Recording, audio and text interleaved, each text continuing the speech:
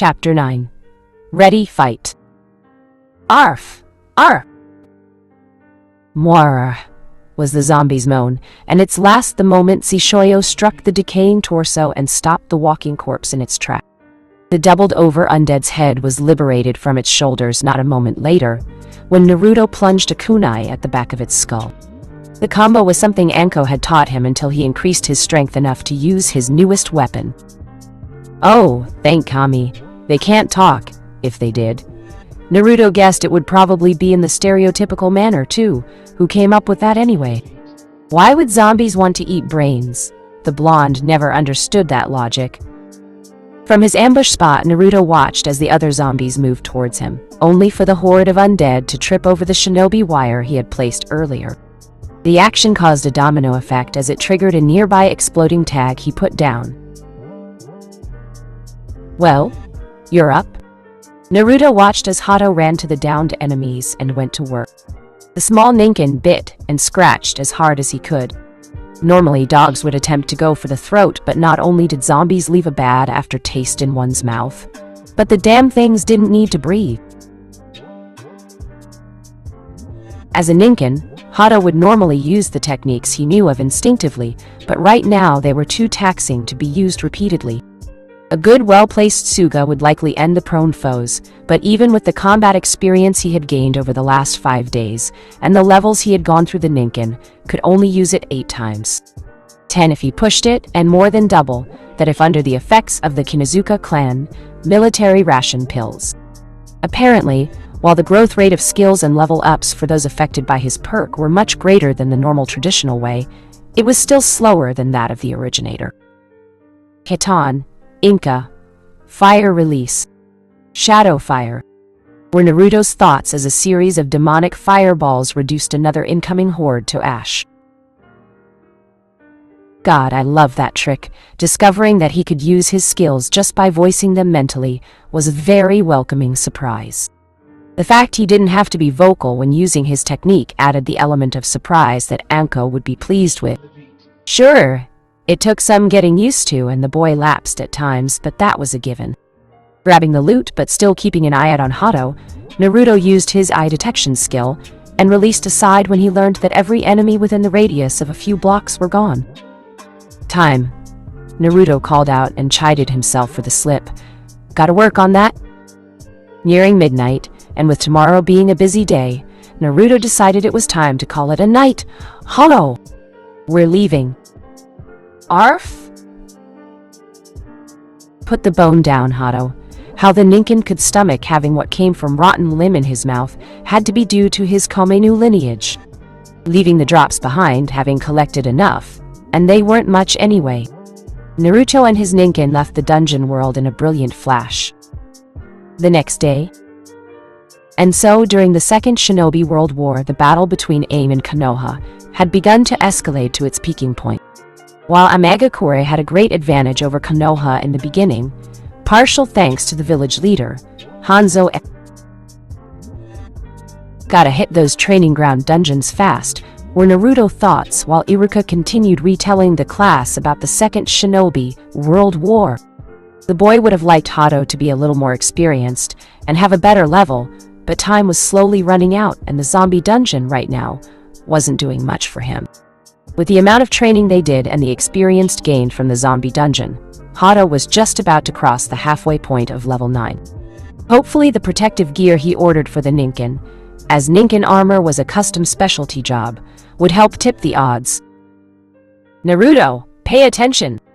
Iruka suddenly declared, getting a rise out of the class and waking about Shikamaru from his nap. Likely the other reason why he yelled. Sorry, he replied half-heartedly. Naruto never thought it would be possible, but classes at the academy had become stagnant and boring. Well, even more so than usual. What with him being taught by Anko and Hayate and Yugao during Anko's absence, coupled with him actually getting combat experience in dungeons, Naruto felt that the academy had little to offer him now. Even if he wanted to do anything, it was already nearing the graduation ceremony. Thinking back on it, Naruto realized how naive his younger self was to think he was prepared to graduate early. Technically speaking, an academy student could apply for early graduation if they felt ready and had the approval of the head teacher of the academy and one of the Konoha elders.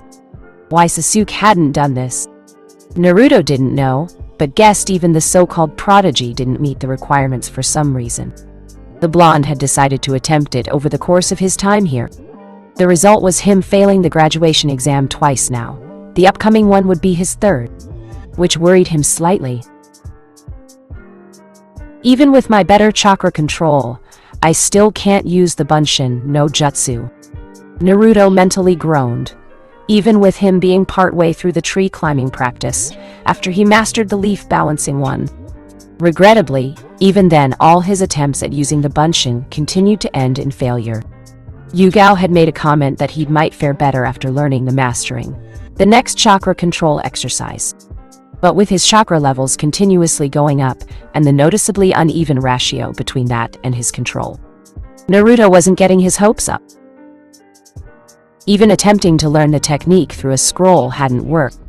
At the least, the scroll gave me a damn explanation. This whole time it was because of my chakra levels. Initially, he thought it was because his control over his chakra was terrible. In essence, it did play a factor, but at least now he knew it wasn't merely just that. However, while knowing part of the problem was good and all, it still wasn't enough to fix it. For him to graduate, Naruto needed to show that he could make a proper Bunshin. If not, no headband. And no headband meant he remained in school. Not gonna happen.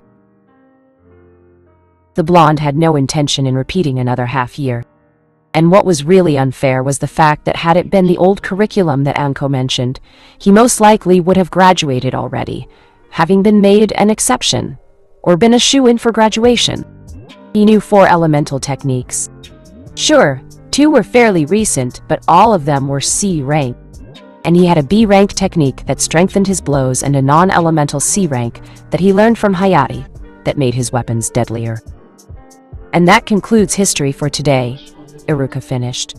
To the joy of almost everyone now, as you all know, graduation is less than 3 months away. The man was cut off by the sound of happy and excited students. Freedom. No more lessons.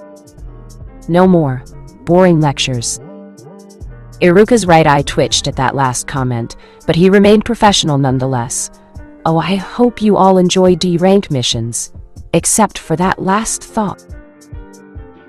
After getting them to calm down, the academy teacher continued. Yes, I know. So, to better prepare you all, we are going to be doing more of the physical aspects from now on. That doesn't mean you're to slack on your studies. Here he looked at Shikamaru, Kuji, and Kiba. Usually he'd look at Naruto too, but the boy's marks in the last month were improving. He went off on a daze at times, but at least he didn't fall asleep like Shikamaru. Hopefully it wasn't a phase, and Naruto didn't disappoint him in the end. That being said, from now until the second last week of the school year, we are going to hold a sparring session every Monday and Friday for the next few weeks to see where everyone stands and what can be improved. If we see you're at an adequate level, you'll get these. Here he showed a series of scrolls. These scrolls demonstrate and have information on how to use the Advanced Academy Taijutsu.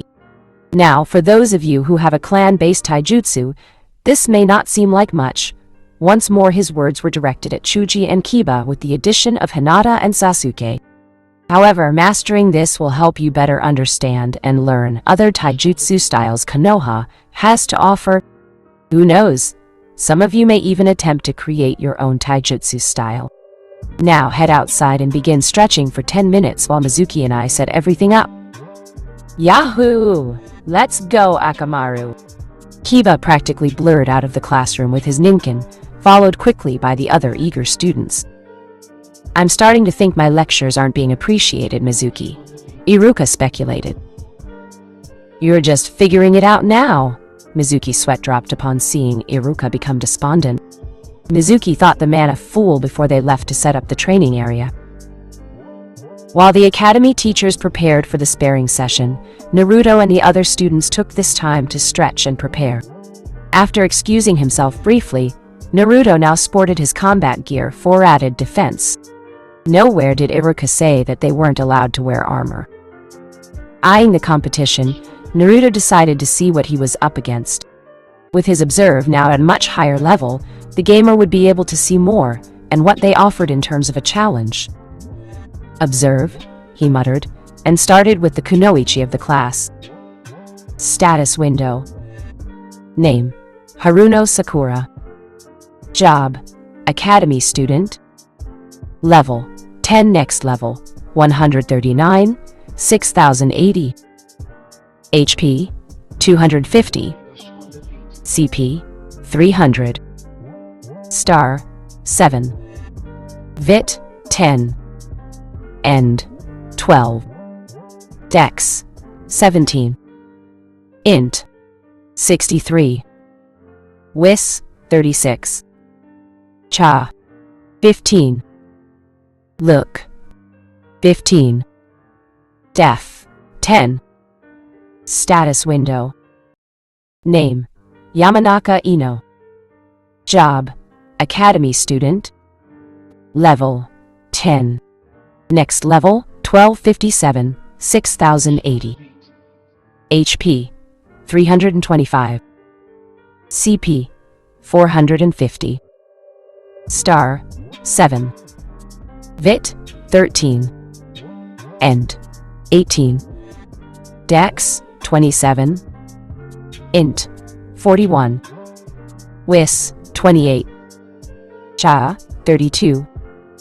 Look: 14. Def: 10. Status window. Name: Hyuga Hinata. Job: Academy student. Level: 9. Next level: 4165, 55400. HP: 375. CP: 500. Star: 8. Vit: 15. End: 20. Dex: 27. Int: 39. Wiz: 31. Cha: 11. Look: 9. Def: 10. Naruto wasn't surprised that his classmates had managed to level up by a couple of levels. It had been almost 7 weeks since he first saw them after awaking his gamer ability after all. However, when he looked up the more detailed version of their status window that explained the perks and the flaws, it did explain some things. One of them had a perk that allowed her to level up more quickly, while the other two were from clans that likely had them do training after school on a daily basis. For Sakura, it also explained why she had the kata for the academy taijutsu down, but was pretty tired afterwards. He was surprised Ino wasn't the same, but guessed that coming from a ninja clan meant she knew better. He was very surprised with his reputation level with Hinata, and wondered what he could have done for it to be so high. Aside from a few others, Naruto actually realized that Hinata was actually the only female in his class who didn't make fun of him. Why was that? I'll figure it out later. He shrugged, and decided to focus on the task at hand. Okay, next, he decided to scan the taijutsu-oriented male students. Status window. Name: Akamichi Chuji. Job: Academy student. Level: 9. Next level: 2178, 5400. HP: 1000. CP: 650. Star: 30. Vit: 28. End: 26. Dex: 11. Int: 12. Wis: 11. Luke: 4. Def: 15. Status window. Name: Inuzuka Kiba. Job: Academy student. Level: 10. Next level: 4117, 6080. HP: 600. CP: 650. Star: 23. Vit: 24. End: 26. Dex: 37. Int 15. Wis 11. Look 21. Def 16. Status window.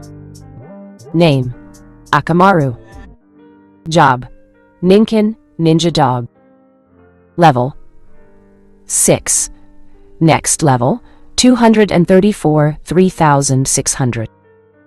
HP 275. CP 250. Star 5. Vit 11. End 10. Dex 20. Int 7. Wis 6. Look 15. Defense 0. Status window. Name Uchiha Sasuke. Job Academy student. Level 13. Next level 5987. 8800. HP 750. CP 850. Star 21. Vit 30. End 34. Dex 33. Int 34. Wis 25. Look 23. Def 20. What the hell? Why is his level requirement the same as last time? Looking into the more detailed version of the last Uchiha's status window only served to piss him off even more. Oh, bullshit. A perk that gives him a 25% chance of keeping his previous level requirement. Sure, that would be awesome to have. But for the team of all people to have it? Pure bull. Some people have all the luck. Oh well, at least my level's way higher than his, indeed. Impressive as Sasuke's level and stats were compared to the other academy students. They weren't as high as his stat. Sasuke was level 13, and Naruto was now only a few hundred points shy of reaching level 18. And he had yet to use his attribute points. Hey Dobe, what's with the outfit? Naruto turned around and spotted Kiba and a few others giving him strange looks. Added protection, he merely responded. Iruka-sensei didn't say anything about us not being allowed to wear armor. You'll need all the help you can get, Naruto, Kiba smirked. Last. I heard I wasn't dead last anymore, dog breath. Naruto's comment caused Kiba to lose his smirk, and others to start laughing. With his better grades, the position of dead last had gone to Kiba. While the Inuzuka clan heir was one of the top students in taijutsu, his grades were much poorer in the other subjects. Naruto's grades weren't much better, but they were just good enough to beat Kiba's. Arf! Hadamaru laughed at the boy, earning a low growl and bark from his cousin. Hadamaru, though, promptly ignored it and scratched himself behind the ear. All right, everyone, gather around, Iruka called them. Because of how many students are here, we're going to be splitting this into 2 blocks. When only 3 students from each block is left, both blocks' contestants will fight each other. The process of selecting who will be facing who is simple. The box you see before you has all your names written down in it, and each one of your names will be chosen at random. We are doing this for a crucial reason. When you all become ninja, you need to expect the unexpected. Some you may face can either be weak or very strong, meaning a fight can be easy or difficult. It may seem unfair, and it is, but that's how the real world works. Consider this a wake-up call. Better for you to realize it now than when it's too late. Now, block a who will be looked after. Mizuki will have quest alert. Ready, fight. Main quest. Become one of the top 3 fighters. Side quest. Become the top fighter. Hidden objective. Main quest completion. 1000 XP. 250 reputation. Iruka, Advanced Academy Taijutsu Scroll. Side quest completion. 650 XP. 1 star. 100 and reputation. Iruka. Hidden objective completion. 300 XP. 1. Attribute point. Failure. 100 XP. Quest is mandatory. Naruto merely grinned at the quest. This was going to be a piece of cake, he thought. With his boost in skills and higher than average academy student stats, this competition was in the bag. While the experience points were so, at least it would be enough to level up. Block B will have Yamanaka Ino, Hikari Kasumi, Hokino Ami, Inuzuka Kiba, Uzumaki Naruto, Akimechi Chuji, Hyokan Fuki, Uchiha Sasuke, Oshiro Hibachi. Naruto merely drowned out the rest of the calls, but when he heard the name Oshiro Hibachi, the boy couldn't help but scowl. Years ago, Naruto had wanted to partake in a contest with some of the academy students. Hibachi, however, had made sure he didn't get the chance. Needless to say, Naruto got back at the boy, and Hibachi wanted payback, and pulled a fast one on him by giving him a task that seemed simple at the time. All he needed to do was collect something from what he later discovered to be a hot zone. Naruto came out relatively fine thanks to Iruka and a Junin, but his dislike for Hibachi had grown because of the stunt. Initially, Hibachi and his friends were meant to be expelled from the academy because the prank did put a student's life at risk, but their parents had managed to convince the head teacher otherwise. They had still gotten severely punished from what he heard, but to Naruto it felt like it was a merely slap on the wrists. Time for payback, asshole. Naruto cracked his knuckles in anticipation of facing the prick. Now then, with that settled, some ground rules? 1. This is strictly a friendly taijutsu spar, so that means no ninjutsu, genjutsu, or bukijutsu. If I catch anyone using any, you're disqualified, and will be serving detention with me pending what I see. 2. My decisions are absolute, and when I say a ruling such as a fight is over, it's over. Failure to comply will result in consequences. Here he developed a very stern look that many had rarely seen on Iruka's face. 3. Unlike the previous spars we've had before, we're mixing it up a bit. To win a match, you must land 3 successful blows against your opponent. Sweeping them off their feet and throws do not count as a hit. Blocking a strike doesn't count as a hit either. Knocking them out, while not necessary, will result in you winning the match by default. Once a blow has been landed, you will separate and get back into fighting position. Each blow represents a level of injury you may face in the battlefield. Minor, severe, fatal. In the real world, all it takes are a few blows, even a single well-placed blow, to end it all. Yet even someone with a fatal injury can make a comeback and end up as the victor. Here the man spoke from experience. 4. The white line you see over there is a marked boundary area you cannot cross. Crossing it will result in a point for your opponent. Remember, a shinobi must be aware of their surroundings at all times, and use it to their advantage. Finally, before every bout you are to perform the seal of confrontation, and at the end you are to perform the seal of reconciliation. With that settled, let's begin. Block B, follow me. The rest of you follow Mizuki-sensei. Both blocks of students split, with 15 students in each block. Hey, Iruka-sensei, if the blocks are in an odd number, doesn't that mean one of us gets a free pass? Naruto asked. The man smiled. Correct, Naruto. Because each block has 15 students, one of you will not need to fight in the first round. While it's unfair, like I said, this is to help simulate a real-life scenario. A ninja can be coming back from a mission and won a fight, only to then face someone else at 100% strength. How you deal with it will result in the success or failure of a mission, he told the students as they arrived at their designated area. Now then, the first fight will be Yamanaka Ino vs Hokino Ami, Inuzuka Kiba vs Hyokan Fuki, Hikari Kasumi vs Akimechi Chuji, Uzumaki Naruto vs Oshiro Hibachi. Naruto had to restrain himself from shouting out with glee, "Thank you, Lady Luck!" Hibachi, for his part, merely smirked. While some believe Naruto had gotten better, Hibachi was from a group of students who thought his success was nothing more than a fluke on the blonde's part. Hibachi had been wanted to pay Naruto back too, while his father had managed to prevent him from getting expelled, saying the man had been furious didn't do it justice. "All right now, Ino and Amai, enter the ring," Iruka ordered.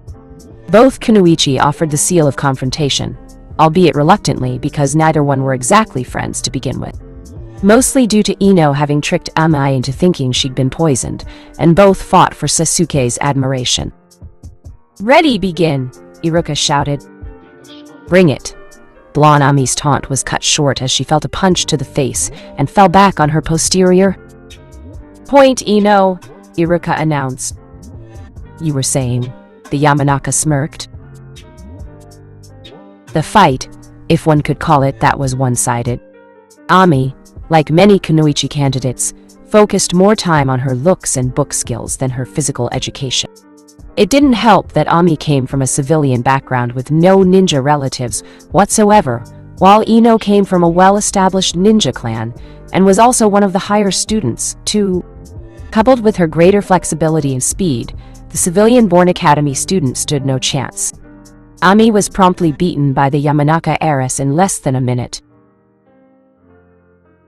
"Shosha Yamanaka Ino," Iruka announced.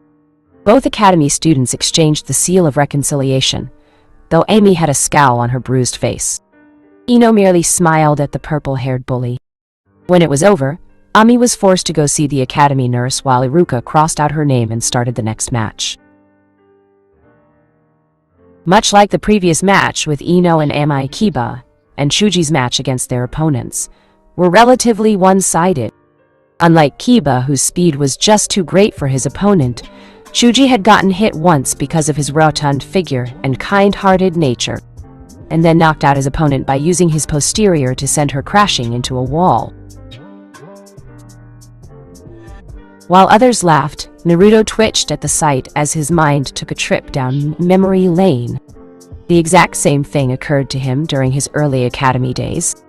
It was easily one of the most embarrassing ways to lose. When both Chuji and Kasumi finished performing the seal of reconciliation, Iruka announced the next bout. "Naruto, Hibachi, you two are up," Iruka announced, and Hibachi's friends cheered him on. "Kick his ass, Hibachi! Hibachi's best friend," Anaji shouted. "Language," the academy teacher reprimanded. "No sweat. This loser's going down," Hibachi grinned. "Oh, I'm so gonna enjoy beating that ugly mug of yours." The boy could only lament not being able to use Gariki considering it was a ninjutsu. And Naruto didn't want to risk punch with that amount of strength behind it, potentially sending Hibachi to the hospital. "Make the seal," Iruka told them. "Do we have to?" "Do it or you're disqualified," was the man's stern response, and both males begrudgingly performed it. "Great. Now I gotta disinfect my hand," Hibachi muttered loud enough for everyone to hear. Grr, Hadamaru looked ready to teach the academy student a lesson. "Enough," Iruka frowned as some of the students laughed. "Ready, fight!" The moment he said fight, Naruto appeared in front of Hibachi before the boy could react. Faster than most could see, Naruto delivered a devastating roundhouse kick on the bandana, wearing boy's face, striking the chin first.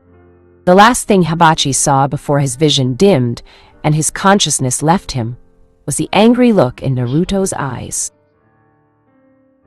Soon, his unconscious body was sent flying a good 12 feet away, twirling through the air like a spinning top before finally coming down and tumble limb over limb an additional 4 or 5 feet on the ground. The students were left stunned by the act and left in disbelief. Naruto, the dead, last that many still thought him to be, had sent a student flying with a single kick. Granted, kicks were way stronger than punches, but it still counted. "Hi, Hibachi?" A concerned and shocked Anaji wondered if his friend was all right. "What happened?" another student asked. Checking up on the academy student, Iruka placed his fingers on his neck and sighed a breath of relief. "He's fine, merely unconscious. Iruka's announcement only proceeded to shock them ever further. Winner by knockout, Uzumaki Naruto. Naruto merely smirked and made his way out of the fighting ring, the eyes of the students following him as he did. One in particular was curious.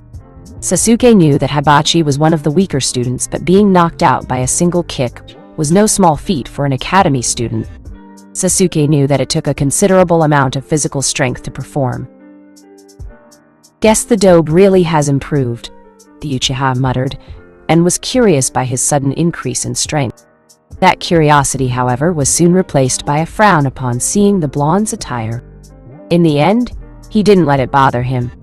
At the very least, Sasuke was happy his eyes didn't hurt from seeing the orange eyesore the dobe usually wore. The following fight of Shino versus Unaji proved to be one-sided once more. Still, shocked by his best friend's easy defeat, Unaji was unable to concentrate properly. Despite taijutsu not being an Abareme's forte, Unaji's lack of focus allowed Shino an easy win. The match that followed, which consisted of two civilian students, Hari and Uzo, was sadder than anything. Many that watched the match knew that their blows were very sloppy and not up to par. Instead of continuing the match, Iruka decided to disqualify both academy students and had them go practice the academy kata. The man did it because he knew neither one would be able to defeat whoever they faced. If he were anyone else, Iruka would have taken a page out of Anko's book by mentally calling their performance piss poor. "Ayane, Sasuke, enter the ring," Iruka announced. "I forfeit," Ayame declared. "What?" Iruka asked. "I can't hit Sasuke," the girl gushed, and Sasuke scowled in disgust. "Oh, for fuck's sakes, I've had enough of this shit," a voice called out, much to everyone's confusion. Oh no. Naruto and Kiba paled and both of their Ninken partners hid behind them. The two boys knew very well whose voice it belonged to, and both knew it was angry. The students in Iruka had no time to react when the body of Mitarashi Anko suddenly appeared in front of them, and the woman's look would make an erupting volcano appear tame by comparison. "Anko, Iruka, what are you doing here?" Got relieved from border patrol earlier than expected, and wanted to see how the Gaki was doing. Nice win, by the way. Wouldn't exactly call it a fight, but the knockout was beautiful. She congratulated her ward before looking at the poor excuse of a kunoichi. "You girly, have 3 seconds to get to hell out of my sight before I sick Midori on you." Normally Naruto and Kiba would feel sorry for the girl, but considering what just happened, not so much. Sasuke was intrigued, however, at what she was doing. With many female followers and him ignoring them, several of the boys began to assume that Sasuke batted for the other team. Sasuke didn't bother to correct them, as he thought they were idiots for spreading rumors that were unbecoming of a future ninja. Truthfully, it was because of girls such as Ayane, who in Sasuke's mind were nothing more than a mockery of true kunoichi. This woman before him he knew was a true kunoichi, despite being eccentric and blunt as she is. 1. "Who are you?" Ayane's dumb question cost her. 3. The woman announced, and Midori's body slithered out of her trench coat. The large serpent hissed loudly, frightening the students, and caused Ayane to scream her heart out and start running until she was out of the academy yard. "She's not worth the chase," Midori glared. "Naruto-san." "Dinner." She nodded at the boy and his cowering Ninken before slithering back towards Anko, who looked at the academy instructor. "Seriously, what the fuck are you guys teaching these brats?" she asked despite already knowing. "You know what, don't fucking answer, I don't wanna know." "Anko, Langua?" "Oh, stuff if you pussy." Anko interrupted the man and glared at the losing academy students. That had to be the most piss-poor display I've ever seen. Called it. 3 guesses who that was. Had that been real life, you'd be dead before you could blink. As of now, I'm taking over. To start off, new rule, kiddos. If you lose badly, you answer to me. Otherwise, you're fine, got it? Anko, you can't just... "Who's the Jonin here, Chunin?" Anko asked him, and Iruka stopped the moment she pulled rank. "I thought so." "Blondie, Mutt, you two are up," she ordered the two students to enter the ring. Much like the previous fights with the civilian-born academy students, Ino and Kiba's fight had been one-sided in favor of Kiba. Ino had natural grace and speed that allowed her dodge a few of his swipes and blows, but it wasn't enough. Many saw that Kiba was the stronger and faster fighter, his greater reflexes allowing him to dodge Ino's strikes easily or bat them aside and land a blow. With the match at 2-0, Kiba was one more hit away from winning the fight. Thinking fast on her feet, Ino decided to use a different, in this case by showing more skin. "Oh, this heat," she fanned herself, and proceeded to take off her top. Gah! Kiba, along with some of the males, was left speechless. Eyes bulging, nose bleeding, and face blushing at the act. Using it to her advantage, Ino threw her purple top at Kiba. The boy instinctively caught the piece of clothing only to receive a harsh kick in return that made every male cringe and cover themselves up. Kiba was left gasping for air by the move and fell to the ground, clutching his injured body part. "Nice!" Anko approved of the move. Ino had no advantage in terms of speed and strength, something the Inuzuka were known for. What she did have were her looks, natural grace, and apparently wit to help create an advantage. Seeing what just happened, Anko knew the girl could use it to deadly effect. "Ugh." Kiba continued to groan. "Mutt, if you don't get up in the next 10 seconds, you're disqualified," Anko threatened. Though it had taken some effort, Kiba managed to get to his feet and glared angrily at his opponent. "You'll pay for that," the feral boy growled, and Ino was now worried. Ino had read how some Inuzuka could lose control of their more feral side when angry, making their blows much more deadly. Her father once commented he had been teamed up with one that fell under a genjutsu user's influence, and went nuts. Good thing he said it also made them sloppy. Ino thought. "Fight!" With a growl, Kiba charged towards Ino. The blonde kunoichi in training backpedaled and ducked under his wild swings, each strike being closer and faster than the previous one. Rah! Kiba's next swipe missed but managed to take a few hairs off Ino's head in the process. Ha! The crouched blonde swept the brown-haired Inuzuka's feet from under him, making him fall, and even more angry. "Point, Blondie," Anko announced. "What? Trips don't count as hits," Kiba argued. "I know, but look where you landed, Mutt." She pointed downwards, and both Kiba and the rest saw that his upper body had crossed the boundary. "Damn it." Kiba growled and punched the ground in anger. 2-2, Anko announced. "Last round, kiddos. Ready, fight!" Instead of charging in this time, Kiba opted another tactic and began to circle Ino like a wild wolf would to their prey.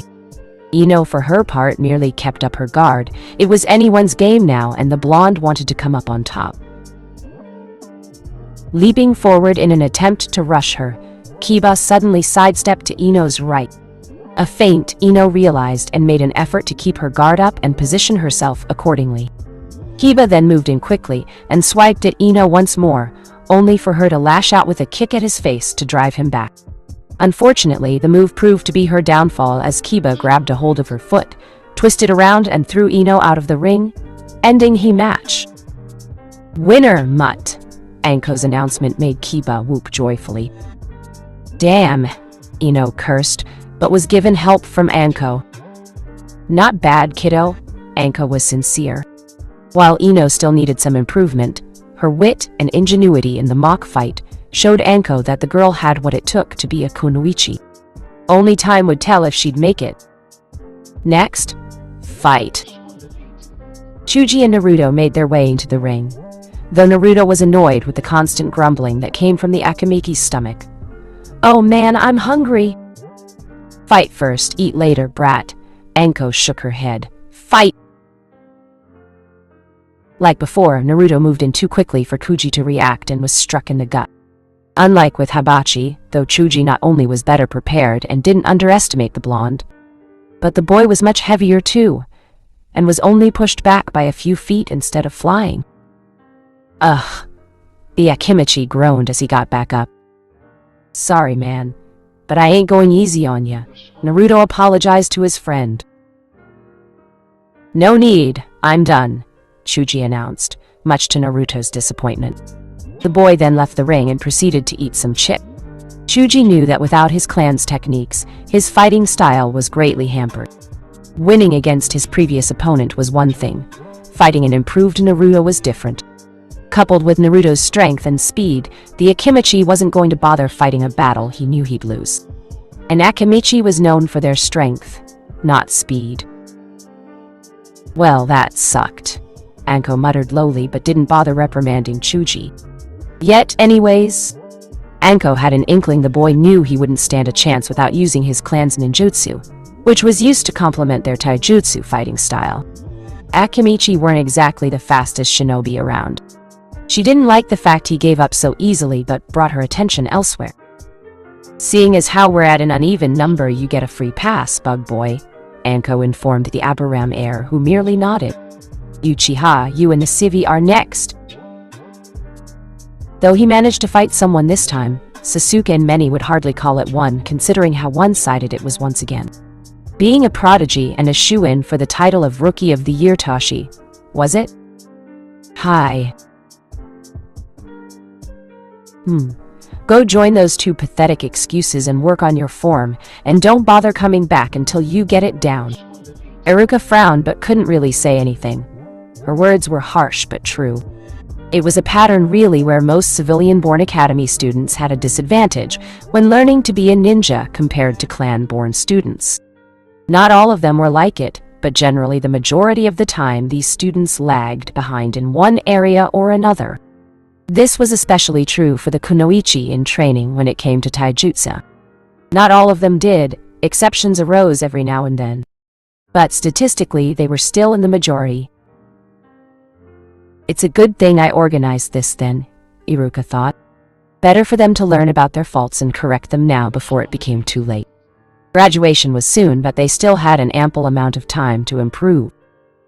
Alright, top 4 fighters are Bug Boy, Uchiha, Mutt, and Gaki, Anko announced. We have names, you know, Kiba spoke. Don't care, Mutt, was her rebuttal. Now, seeing as how we need 3 contestants to go against the other block, 2 of you will need to duke it out. So, write your names and place them in the box. All 4 students did so, and Anko began to shake it before handing the box to Iruka. First fighter, Uzumaki Naruto. Second fighter, Inuzuka Kiba. Shit, the Inuzuka heir cursed. Had he not seen what the former dead last did to Hibachi, he'd had thought the match to be an easy one.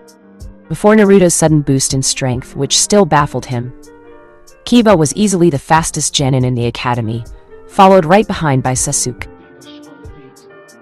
One of the main reasons why the Uchiha won every match when they fought was because Sasuke had incredible speed of his own, and his fighting style revolved around speed, reflexes, and counters.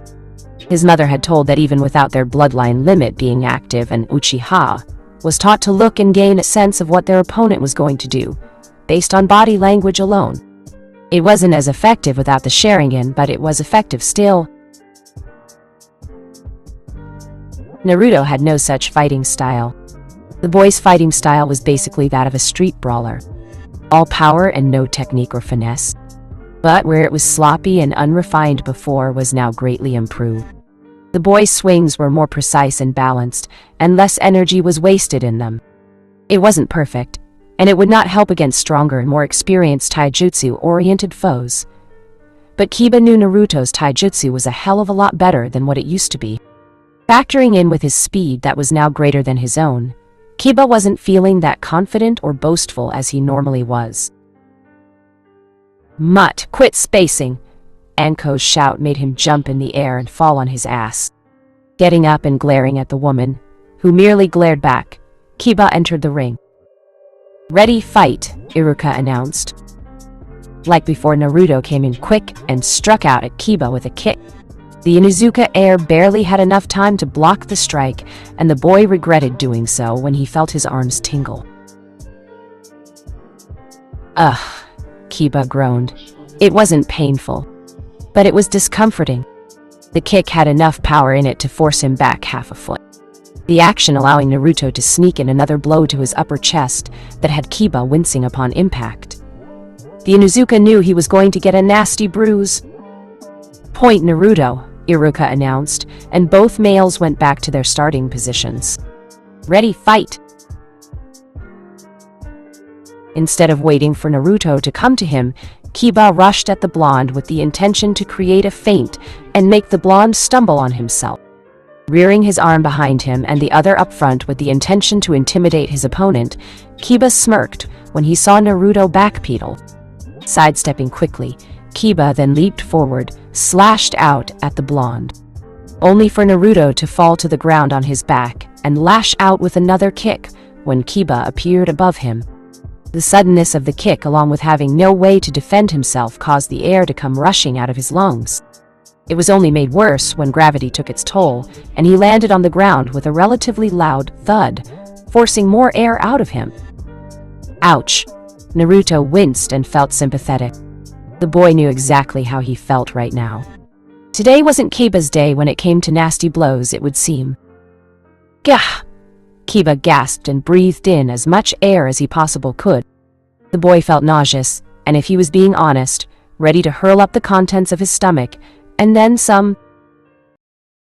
Mutt.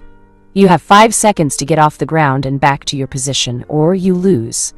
Anko was doing this because unless your opponent was stupid or cruel, or both, in the real world no ninja would allow another the chance to recover if they had the opportunity. It was either kill or be killed. Kiba, either through sheer will or stubbornness, or perhaps both, managed to rise to his feet and get to his side. Anko looked impassive as he got ready, but the kunoichi acknowledged the fact that he'd been allowed to use his clan's famed Gijninpo, Shikyaku no Jutsu, imitation beast ninja art, 4 legs technique. His physical attributes would be greatly enhanced, and the outcome would be much different. She knew Naruto would still have a chance of winning, but the match wouldn't be quite as easy. While clans had many advantages over clanless ninja, what they were seeing before them was a disadvantage most clan of them had. Take away their ability to use signature techniques that made up the bulk of their fighting style, as most never deviated from it, and they were much easier to deal with. Ready, fight! Naruto rushed in once more and threw a punch at Kiba's face. Rather than blocking it, though, Kiba grabbed the outstretched limb by the wrist instead, and held on tight. Thrusting his other arm out, Kiba grabbed it as well, and smirked and prepared to throw his captive. But Naruto merely grinned, and that unsettled him. Twisting his caught hands enough for him to grab a hold of Kiba's own wrists, Naruto jerked forward and delivered a vicious headbutt to his opponent's face. Kiba remained momentarily stunned before he felt himself falling to the ground. "Winner, Naruto!" a stunned Iruka announced. It was a unique way to win, to say the least. Ugh. Naruto groaned and swayed a bit. Thick-headed as many made him out to be, the action still hurt and gave him a headache. Note to self: wear better protective headgear when doing that move. He groaned and watched as Iruka take Kiba to the school nurse. Omino, make a note to have the Gaki's headband cushioned. Something tells me this is going to become a regular thing, unfortunately. The snake mistress informed.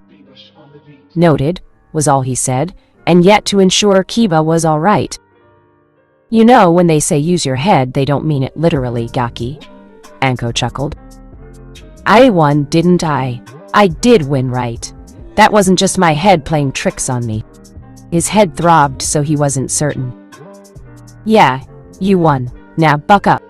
There are a few more fights before it's all over, she ordered, and both proceeded to walk over to the other block of students just in time to hear the next winner.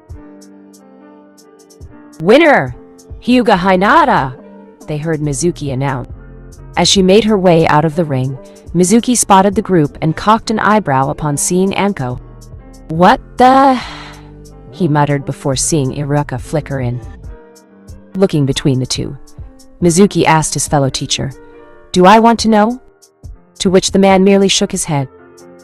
"I'm in charge of this little tourney at the moment." Mizuki was familiar enough with Anko's reputation to know she wasn't asking. She was telling him, "Who are the winners?" Haruno Sakura, Hyuga Hinata, and Shikamaru Nara. There would have been an additional fight, but two couldn't continue, and needed to see the nurse while another one was disqualified for attempting to use Nishutsu. Mizuki informed her. "Didn't need to know the life story, Mizuki," Anko said and gave the winners a look over. "All right, we have a Nara, a Hyuga, and the bubblegum. My Geiki has a crush on." Anko was surprised seeing a Nara in the final round, considering they were legendary slot. The Hyuga was not very surprising considering the clan specialized in taijutsu. Though if what Nai-chan says is true, this kid's got issues, Anko had never met Hayashi before, but she had met other main family Hyuga members. Her honest opinion on most of them was that they had a 10-foot pole up their ass. Sakura she believed was either lucky to make it this far or be one of the more competent ones. Either way, it mattered little to her. "Okay, then. Put your names in the box and let's draw." Quickly jotting their names down and then mixing up the box they were then put in, Iruka began taking out names. "Aberron Shino," he announced as the first contestant before taking out a second. "Shikamaru Nara." "How troublesome," Shikamaru muttered. "I forfeit," Shikamaru announced, and left to stand by his best friend. "Wah, Nara's smart as hell but just as fucking lazy," Anko groaned. She should have seen this coming. Whatever, she'd let the kid's mother deal with it. Inoichi never let up how Yoshino ruled the Nara household with an iron fist and cast iron pan. Speaking of which, Oi Midori. Yes, the talking snake surprised many and frightened a few. Whispering something too low for anyone to hear, Midori nodded and slithered away. "Right." Iruka sighed and took another name. "Uchiha Sasuke and, oh boy, Uzumaki Naruto."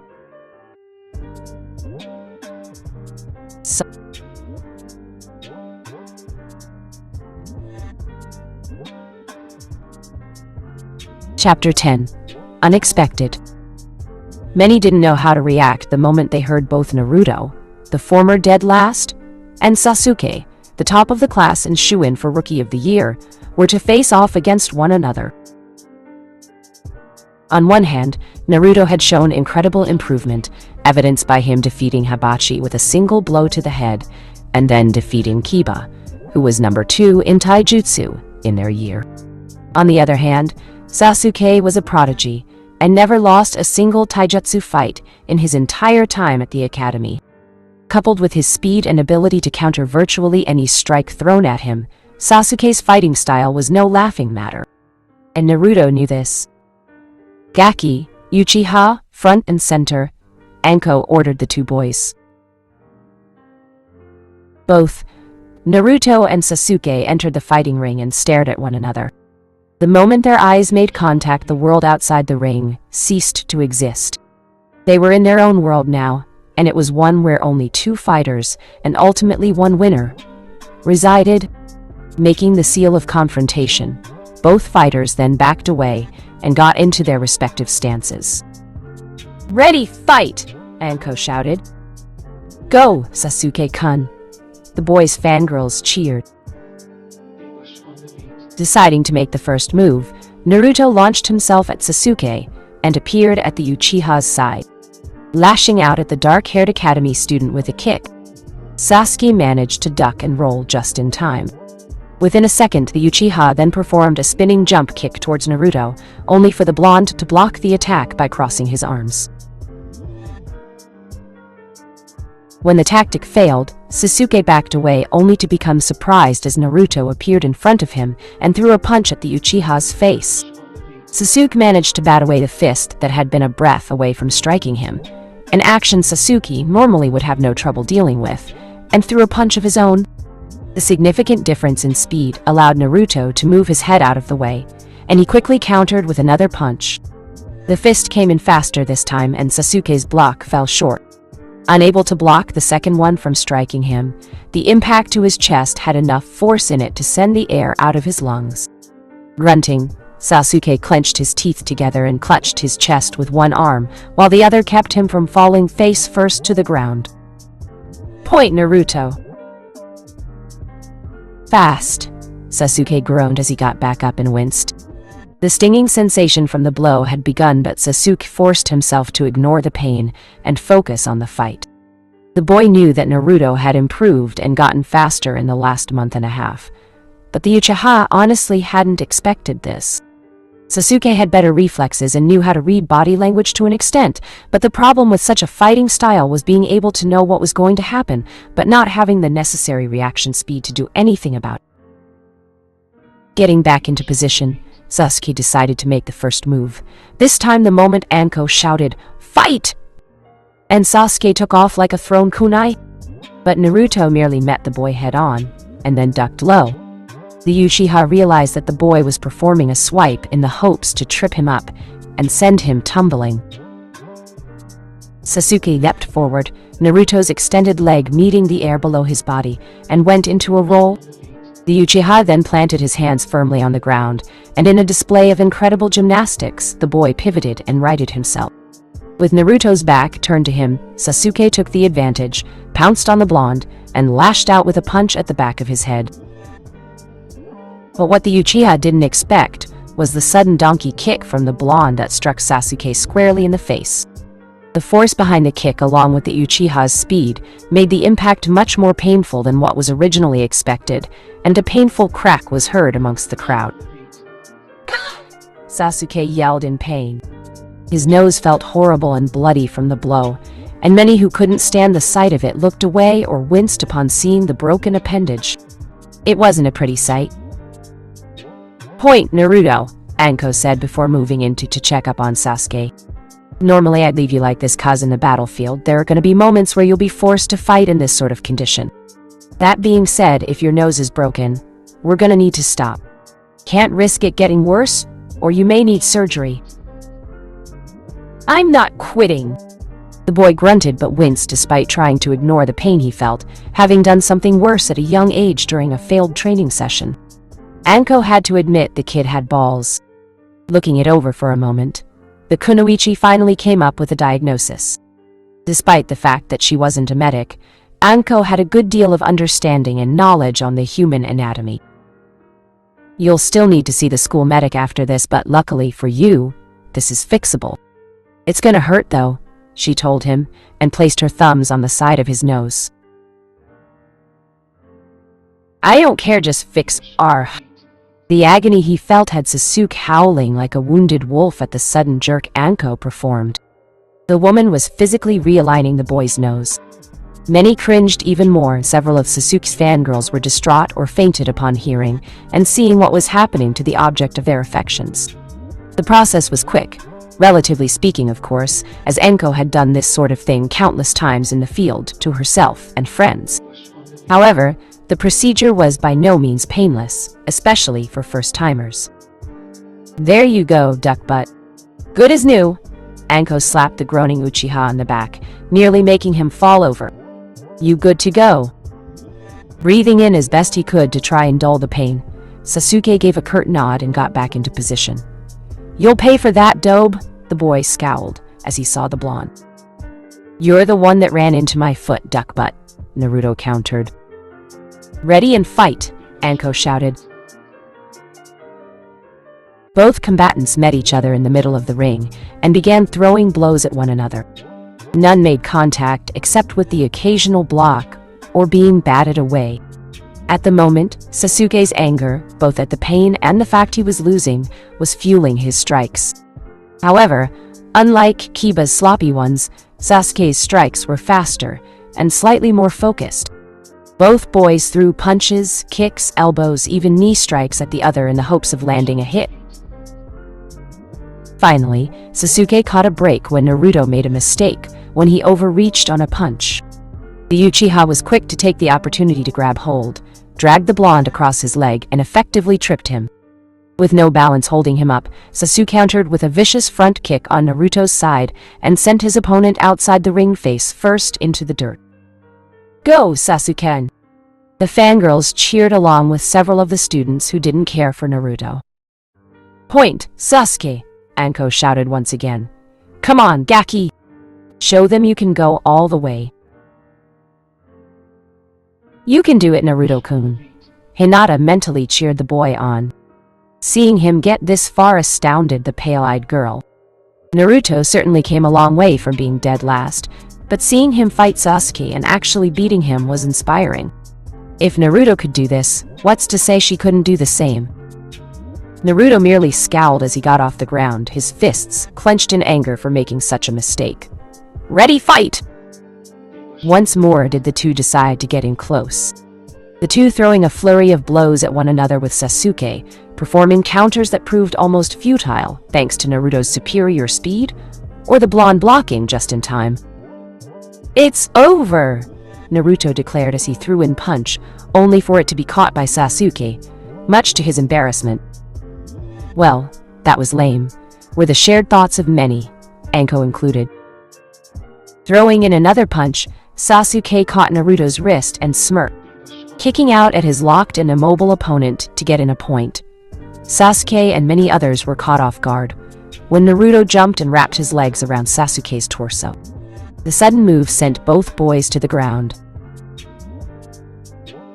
Anko saw both boys struggled and grappled in the hopes of getting on top to try and get into a better position. With his greater strength, Naruto managed to get on top, but the boy's hands were still locked in front of Sasuke. But Anko knew that the boy wasn't bugging either, and with his arms in front of his face, the woman also knew that Naruto wouldn't be able to perform a headbutt like he did with Kiba. "What are you gonna do now, Gaki?" She wondered how Naruto was going to get out of this. When she saw Naruto smirk, the woman guessed the boy was about to do something. And Anko guessed it was going to be something sneaky and underhanded, too. When Naruto opened his hands, Sasuke felt a sudden, unexpected, and painful sensation in his eyes. On reflex, the boy released Naruto and brought his hands up to his face to wipe it away. By the time his mind realized what he had done, it was too late, and the boy felt a punch on his chest. A moment later, he processed something even worse. He had lost. Point and winner of the match, Uzumaki Naruto. A shocked Iruka announced at the unexpected outcome. "That's my Gaki." Anko whopped at her ward's victory. "Win! He cheated." "Yeah, we all saw it. He threw dirt in Sasuke-kun's eyes." Another student shouted. "Dirt? It was dirt?" Sasuke had been defeated because dirt had gotten into his eyes. The boy continued to try and rub said dirt out of them in the hopes of seeing his opponent, and pay him back for the underhanded move. He only won because he fought dirty and— "Shut the fuck up, you brats!" Anko bellowed, and many were now shaking. Iruka had often yelled during class whenever it got too loud, but this was on a whole different level. This woman was radiating anger upon them like a cloak. "You think this is a game? You think an enemy you face is gonna play fair?" "Hell no!" Anko shouted.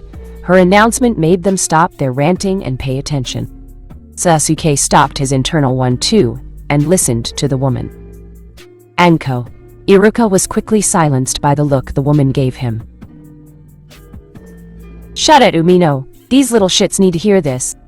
She rounded back on the academy students, who flinched at the woman's gaze. "To start, I was here at the beginning of this whole thing, along with a few others, and saying we weren't impressed by some of you is sugarcoating it. Most future Jonin Sensei's candidates did the same when looking for potential students. Umino said you couldn't use ninjutsu, genjutsu, or bukijutsu.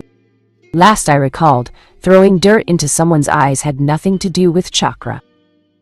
"It's still cheating," someone said, and Naruto thought whoever did that was either very brave or very dumb to defy Anko. He was leaning more towards the latter. "Who the fuck cares? So what if the Gaki cheated? We're ninja. Cheating and playing dirty are what we do. We do everything and anything to win. We're not training you to be samurai here if you're wanting a fair fight." And besides, Umino never said anything about not playing dirty now, did he? The students all blinked at that and looked at their teacher, who merely nodded. It's true. All I said was no ninjutsu, genjutsu, or bukijutsu. I never said you weren't allowed to play dirty, truthfully. It was a hidden test the academy had that many never accomplished. Most had forgotten about the test actually because of it rarely being figured out. For Naruto, the former dead last, to figure it out meant something about his skills. Sasuke scowled, both at the fact that he had lost and having not realized that bit of information, and the fact that Naruto did. What Naruto did was legal, and despite wanting to dispute it, Anko's words were true. A ninja was meant to fight dirty, many of his family members such as his mother having said so, he recalled. While pissed at the fact he lost in such a way, Sasuke begrudgingly acknowledged that what Naruto had just done was to be expected in the future. You win this round. But the next time we fight your tricks won't work on me twice, Dobe. Loathed as he wanted to admit it though, Sasuke had to give it to Naruto for his quick thinking. But the Uchiha vowed not to lose next time. Hell, out of all the students here, only a few of you have what it takes to be ninja, the Gaki here included. You think that the enemy you'll face will fight fairly. You think they'll give you time to recover? Hell no. You're either a dumbass or gonna be pushing up daisies if you think so otherwise. An enemy that surrenders can easily stab you in the back the moment you let your guard down. A person will do almost anything to survive or win. For example, here she appeared behind Iruka with two serpents poised to strike at his jugular, and tossed Naruto a kunai. Gaki, take that kunai and slice the Uchiha's throat, or else Umino dies, she threatened. And using its fang, one of her serpents drew a slight amount of blood from Iruka's throat. Much to the horror of students for how callously she said it, and the sight of precious life fluid slithering down his neck. I can't, Naruto said. Why not? Because even if I had the intention of killing the team, here Sasuke's fangirls scowled at him. What's stopping you from killing Iruka-sensei? As much I don't want Iruka-sensei to die, you have all the leverage. On the upside, at least this way, we don't get to hear his history lessons anymore. Anko smiled for the reasons given, and the comment. The academy instructor, however, didn't share the same sentiment. Naruto. Iruka shouted at the little shit. Other than the history bit, good answer, Anko released Iruka. Naruto's right. Even if he killed the Uchiha, there's nothing that prevents me from killing Umino anyway. Were this in the battlefield instead of facing 3 genin and a junin, I'd now have 2 genin at my mercy because 2 members of their team are now dead. With 3 members left, you have a better chance at survival. Slightly better, but it's better than nothing. That was one thing he did right. Can anyone tell me what was the other? The academy students were left stunned by the question, and when it looked like no one was about to answer, Anko took matters into her own hands. Oh, for the love of... She sounded off a string of colorful swears. Bubblegum? What did he do right? Not kill Sasuke-kun, she answered. Besides that, Anko asked once more. He didn't charge in. Good answer. Still wrong. Big bone, Anko shouted at Chuji. Same question. Chuji honestly didn't know. He thought his actions through. Yes, but wrong, pale eyes. She called Hinata out, earning an eep. From the girl, what did he do right? I know, Hinata stuttered from being put on the spotlight, but answered still. He stalled for time? Bingo! Someone gets it. Thank you. Anko was happy to see at least one of them get it, and the praise caused Hinata to blush, even more so when Naruto grinned at her. Stalling for time. Believe it or not, a single second in the ninja world can make a world of difference, such as if someone lives or dies.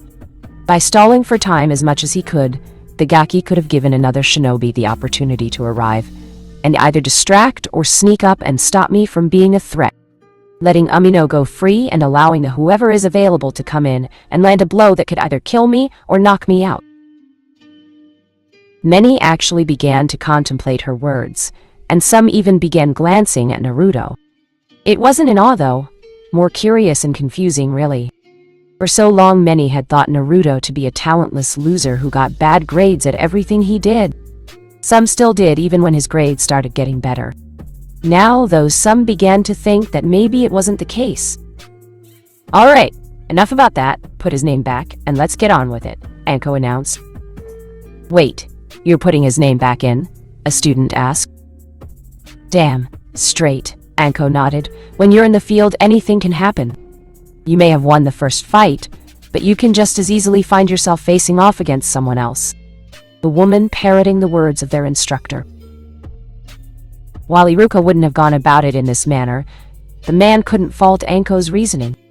In less than 3 months, the students would graduate.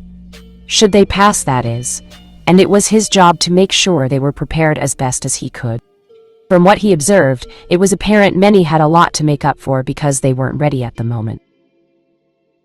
Next, we'll have Haruno Sakura and Uzumaki Naruto. Several students cringed upon hearing that. It was no secret Naruto was infatuated with the pink-haired academy student. Too bad for him, it was completely one-sided, seeing as how she was one of Sasuke's fangirls. Shit! It just had to be Sakura-chan, Naruto thought. Fighting against Sasuke was one thing, as Naruto had been wanting to fight him for a long time since he lost against him years ago. Fighting Sakura, on the other hand, was a different matter altogether. "Gaki, if you throw a match or go easy on her because of a fucking one-sided crush, you're gonna regret it."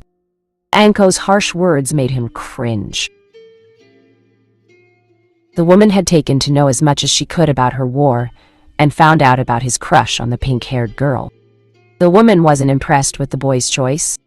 Not only was his affections one-sided, to which the pink-haired civilian had made her intentions clearer than crystal, but the boy had no tact, and could not take a hint. Persistence was good and all, but at some point, one needed to take a hint or back off rather than fan the flames. Anko would freely admit that the girl was very intelligent for someone her age, smarter than even some chunin. Her chakra control was phenomenal as well, even if part of the reason was because of how small her reserves were.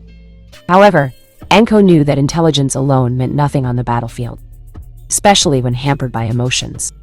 Physically, the girl was lacking. Her stamina and chakra levels were noted to be below average, even with her father being a former career genin, and her speed wasn't all that impressive either compared to the Yamanaka and Hyuga. They were still much better than the rest of the civilian academy students, but low still.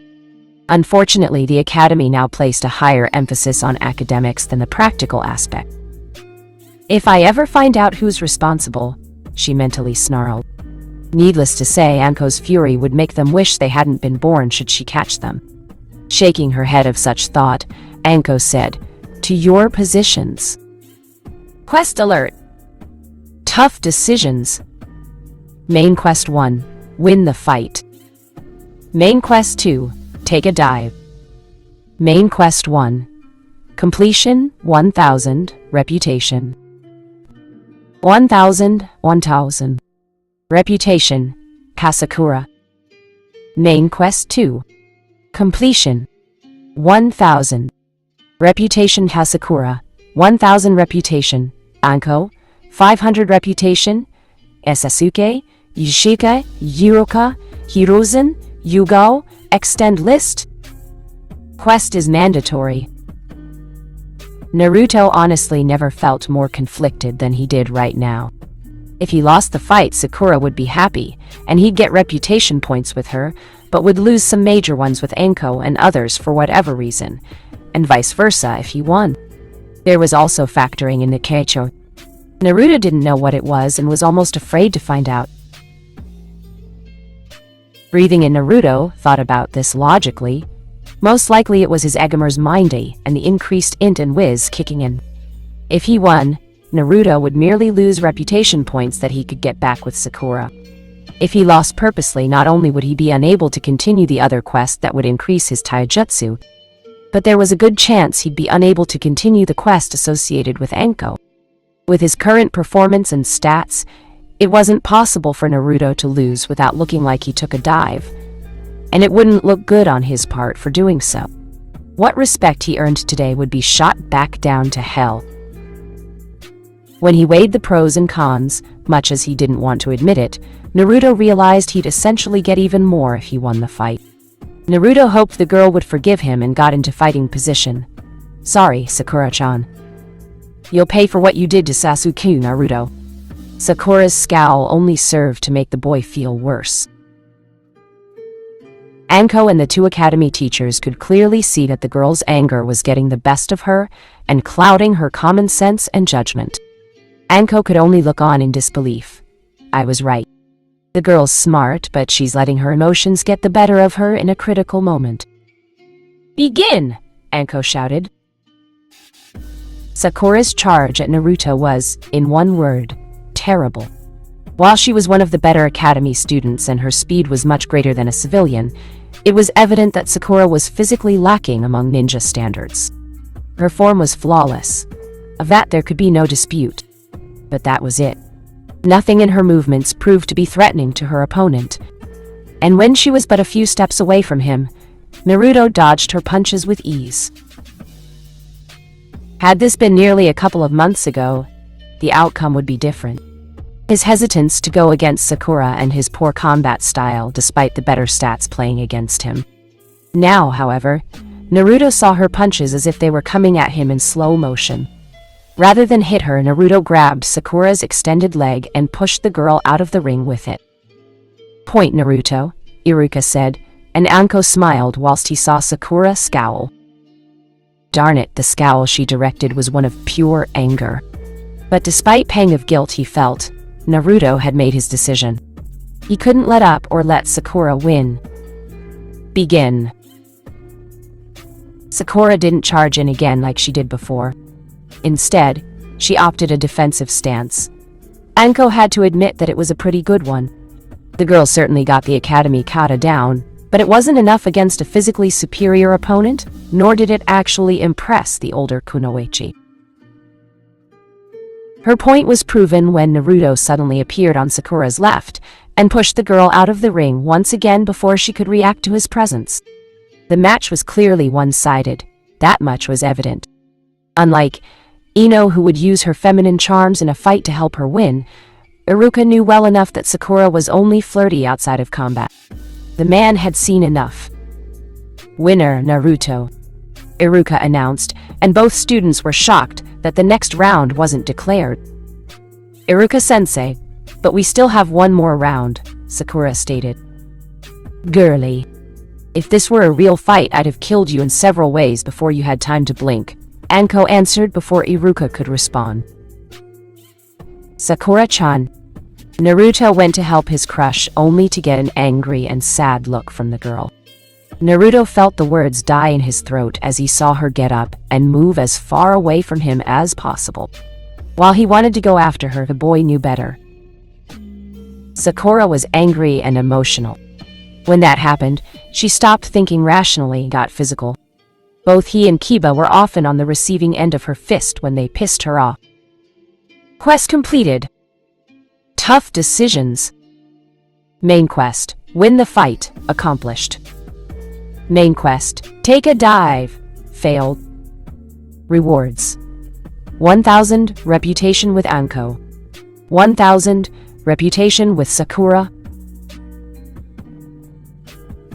For not taking a dive, any Anko-centered quests remain unaffected, and your relationship remains strong.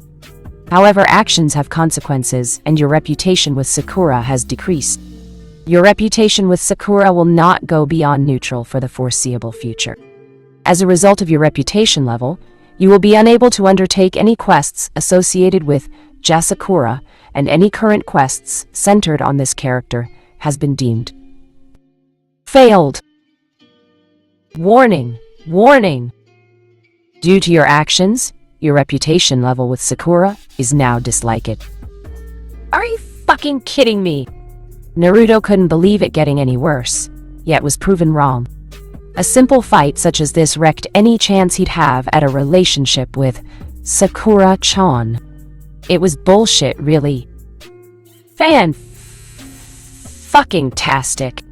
Naruto was glad his relationship with Anko was still intact, but the blonde was still angry about what just happened regardless. Actually, now that he thought about it, Naruto realized something. I was right. Taking a dive would have been bad. If his relationship with Sakura was currently in the toilet, how badly would his relationship with Anko have suffered? The mere thought of it actually gave him pause. Out of all the people in Konoha, Anko was one of the few who had actually taken the time to teach him and do things properly.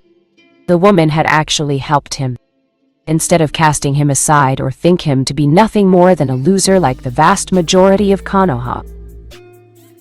Though she did say some of my skills sucked, he recalled, but even then, she helped improve them. Ah, damn it! It too freaking confusing. Naruto was conflicted. Oi, Umino, take over. Looks like the Gaki needs a pep talk. Anko took a hold of her pupil by the shoulder, and both went away for some privacy. Iruka nodded once his gaze locked on Naruto's form. The man knew the boy had a crush on the pink-haired girl. Fighting and defeating her probably wasn't an easy decision despite the fight clearly being one-sided. How are you feeling, kid? Anko finally asked him when they were a good distance away. Like crap, Naruto told her. Crushes come and go, Gaki, believe me. It's not a crush, it's love, Naruto said. But Anko released a large snark. Love? That's a laugh. Kid, you're 12. Naruto would have corrected her, but she continued. And as harsh as it sounds, your background doesn't exactly make you an expert on what love is. It was harsh and blunt, but it was the reality of it all. Naruto's understanding of love was flawed, very flawed. The boy knew kindness, yes, but love was completely different, and the boy was confusing the two. Naruto scowled at the woman for that. It's love. And it's not just that. Anko rolled her eyes at his stubbornness, but listened anyway. Go on. My ability said that, because I didn't take a dive, my relationship with Sakura wouldn't go past a certain point.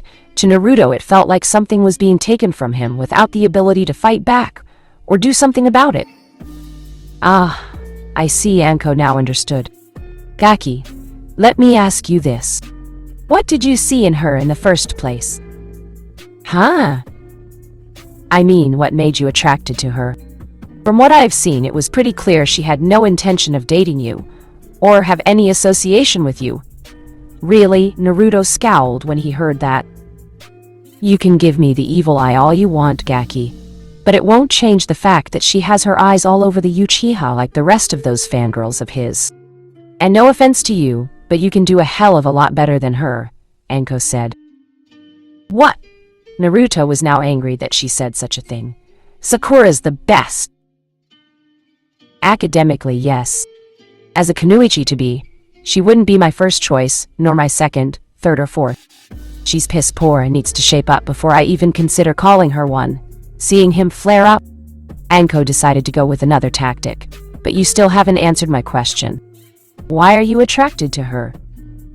As he went to respond, Naruto couldn't find the words to say how felt, and Anko took a shot. Did she do anything to make you crush on her? Ah, well. He tried to answer, but for the life of him, Naruto couldn't think of anything good. Has she ever said anything nice to you before? Now that he thought about it, not really. I mean, during our first year she was nicer, but then she... Okay, now I get it. Anko understood. Gaki, hate to break this to ya, but what you feel isn't love or really a crush. It's a desire for something you lack. Let me guess. During your first year, when you all started, you wanted to prove you were all hot shit, right? Yeah, Naruto nodded. But it didn't really work out, and before you gained a rep as the class clown and loser, she probably said something nice to you, right? Again? Naruto nodded. But then you gained the rep, and as Sakura got older, she stopped being nice, and her attention was more focused on the Uchiha, right? Another nod on his part. Don't you fucking see? Anko nearly exclaimed. The girl was one of the few to give you positive attention, and you didn't want it to go away. Just like with Konoha, you resorted to pranks to get attention. You went and got her attention by starting to annoy her to try and make her like you to get it back. But you kept fucking up. In your mind, you thought maybe it was okay so long as she spoke or paid attention to you. But it doesn't work that way, kiddo. Gaki, I'm gonna be honest. Your affections for her are pathetic and non-existent. Anko ignored his hurt look. You're trying to get negative attention from a girl who doesn't want it, and you're just making it worse. You don't care anymore if the attention you get from her is good or bad. The only attention you should be getting is good, and it ain't happening. Love doesn't work that way. Stop, he thought. Do you know what she likes? Stop. What's her favorite color? What she likes to eat? Anko continued. Please stop. What are her favorite activities? Her pastimes? What does she want to do in the future? Stop it. This time Naruto was vocal. Does she even believe you can become Hokage? The last one was the final nail on the coffin, and Naruto fell to his knees. Tears stung his eyes and threatened to fall. The boy's head felt heavy for a moment before his Agamer's mind kicked in and took a load off. He didn't want to admit it, but it was true. He knew none of those things, and Sakura didn't believe he could become Hokage. I know you don't like hearing this, Naruto, but it has to be said. If you can't accept the reality of it, it's not going to end well. It's obvious that deep down you know it work out, the woman said. Why? Why the hell do you think that? Naruto wondered where she got that from. Because you wouldn't have chosen me over her if you thought otherwise, Anko finished. If it truly was love or infatuation, I can tell you from personal experience that you would have chosen the girl. Honestly, I'm touched. Hardly anyone's ever picked me over someone else. Usually it's the opposite. Does it get any easier? Naruto asked. What I'm feeling. Anko looked at him and gave him an honest, no-nonsense answer. At times it does, and at times it doesn't. Gaki. Crushes come and go, and opportunities to love and fall in love are the same. But sometimes realizing the reality that your love may or may not happen, or even work out, is something that may never go away. I know it hurts, I've been there, and it'll take a while, but in time you'll realize that you and Sakura weren't meant to be. Besides, just because you're not together doesn't mean you can't be friends. You know, here she smiled. Some people just ain't meant to be together and are better off that way. You want to be in a relationship. Go ahead. Baby steps first, though. Become friends and get to know him. And I mean truly know him? Besides, you may be a genin in a couple of months, but lay off the boyfriend-girlfriend crap till you get older and focus on the here and now. Who knows what the future has for you? Anything can happen. As she finished, Naruto wiped away his tears. The pain was still there, and while the speech helped, it would take a while to truly get over it. Thanks, Anko-sensei. Ah! Enough of this mushy, feely, touchy crap. It's gonna ruin my reputation.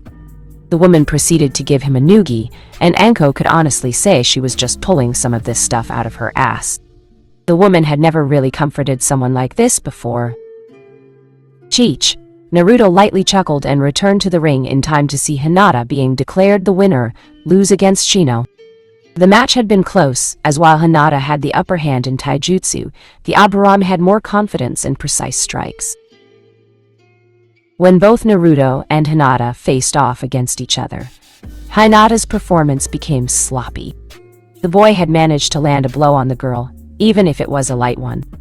It was obvious the girl had difficulties concentrating, and while she managed to block and evade his strikes as best she could, and shoot in some of her own, none made contact with him. Begin, Iruka declared on the potential final round. Naruto was the superior fighter, but Hinata could surprise them. Her strikes and shots were much more precise and fluid than Sakura's, and she had done much better in her other matches, according to Mizuki. It was only because of her crush on Naruto that prevented her from fighting properly. At least the girl's actually fighting who she's attracted to instead of giving up, Anko knew about the crush through Kurenai, and while Anko didn't care much for them, at least the girl was willing to fight. It was a plus in her books. Iruka watched as Naruto appeared at Hinata's side and made to strike. However, the Hyuga stumbled on her foot and bumped into the blonde. Both Naruto and Hinata fell over on top of one another, and the next thing he knew, the man heard Anko laughing at their predicament. Both academy students' lips were pressed against one another. "Ah, sorry," Naruto apologized, got off her and hoped the girl didn't hit him for the accident. To his surprise, though, Hinata remained still. Hinata?" Appearing in the ring and still laughing, Anko clicked her fingers in front of the girl's eyes. When that didn't work, Anko poked the girl and was shocked to discover she not only had gone stiff as a marble countertop and realized the Hyuga had fainted with her eyes open. "She's out! Gaki!" Gotta say this wins one for the books. "She's out? Did she hit her head?" Anko and many others shook their heads or groaned. While he improved, Naruto was still Naruto. It would seem lovely. That's one more thing I have to teach him. There was no way in hell she was going to have Naruto remain a clueless idiot. But before she could tell him, an Anbu appeared on the field and called her out. "Mitarashi-san, the Hokage request your attendance immediately." The bird-masked Anbu informed her. "Yeah, I'll get right on it." The moment she finished, did the Anbu flicker and disappear. "Well, that's a wrap, kiddos. See ya, Gaki." "Oh, and congrats on the win." Anko smirked before she flickered away like the Anbu. Quest completed. Ready, fight. Main quest. Become one of the top 3 fighters. Accomplished.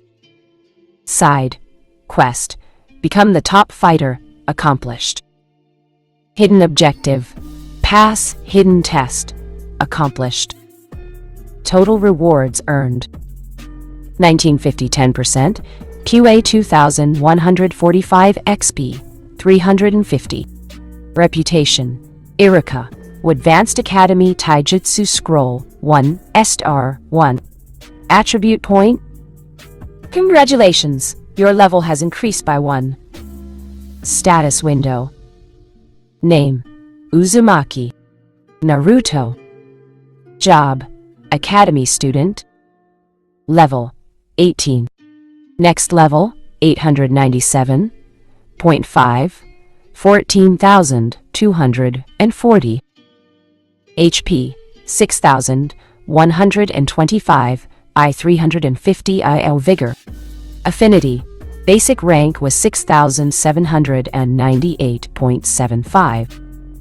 CP, 10,775, Iron 625E. Chakra affinity.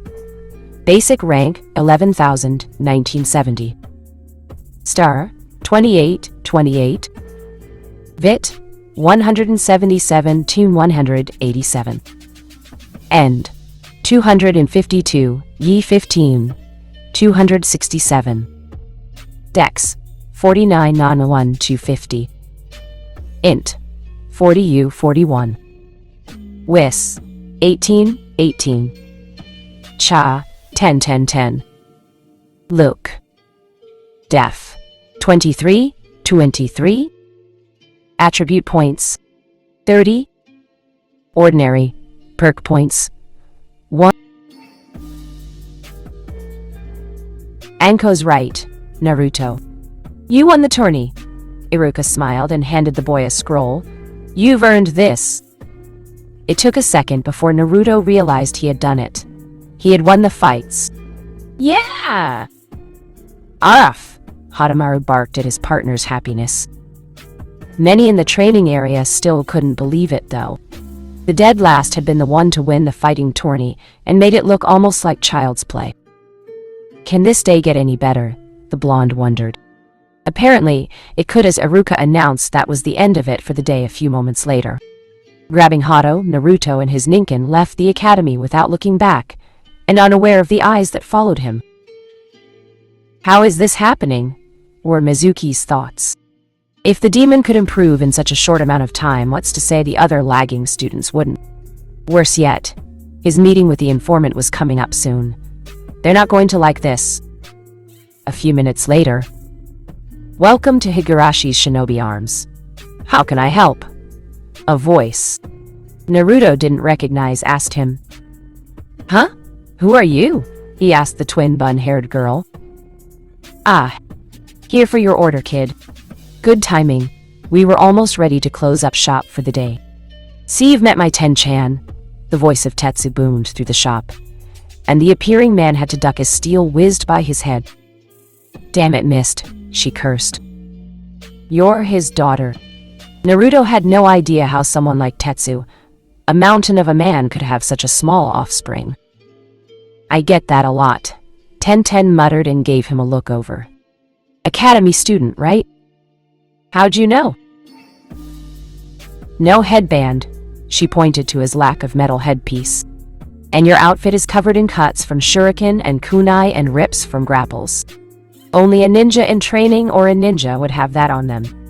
Unless you like being someone's punching bag," she smirked. "Funny," he deadpanned. "How long you've been a genin?"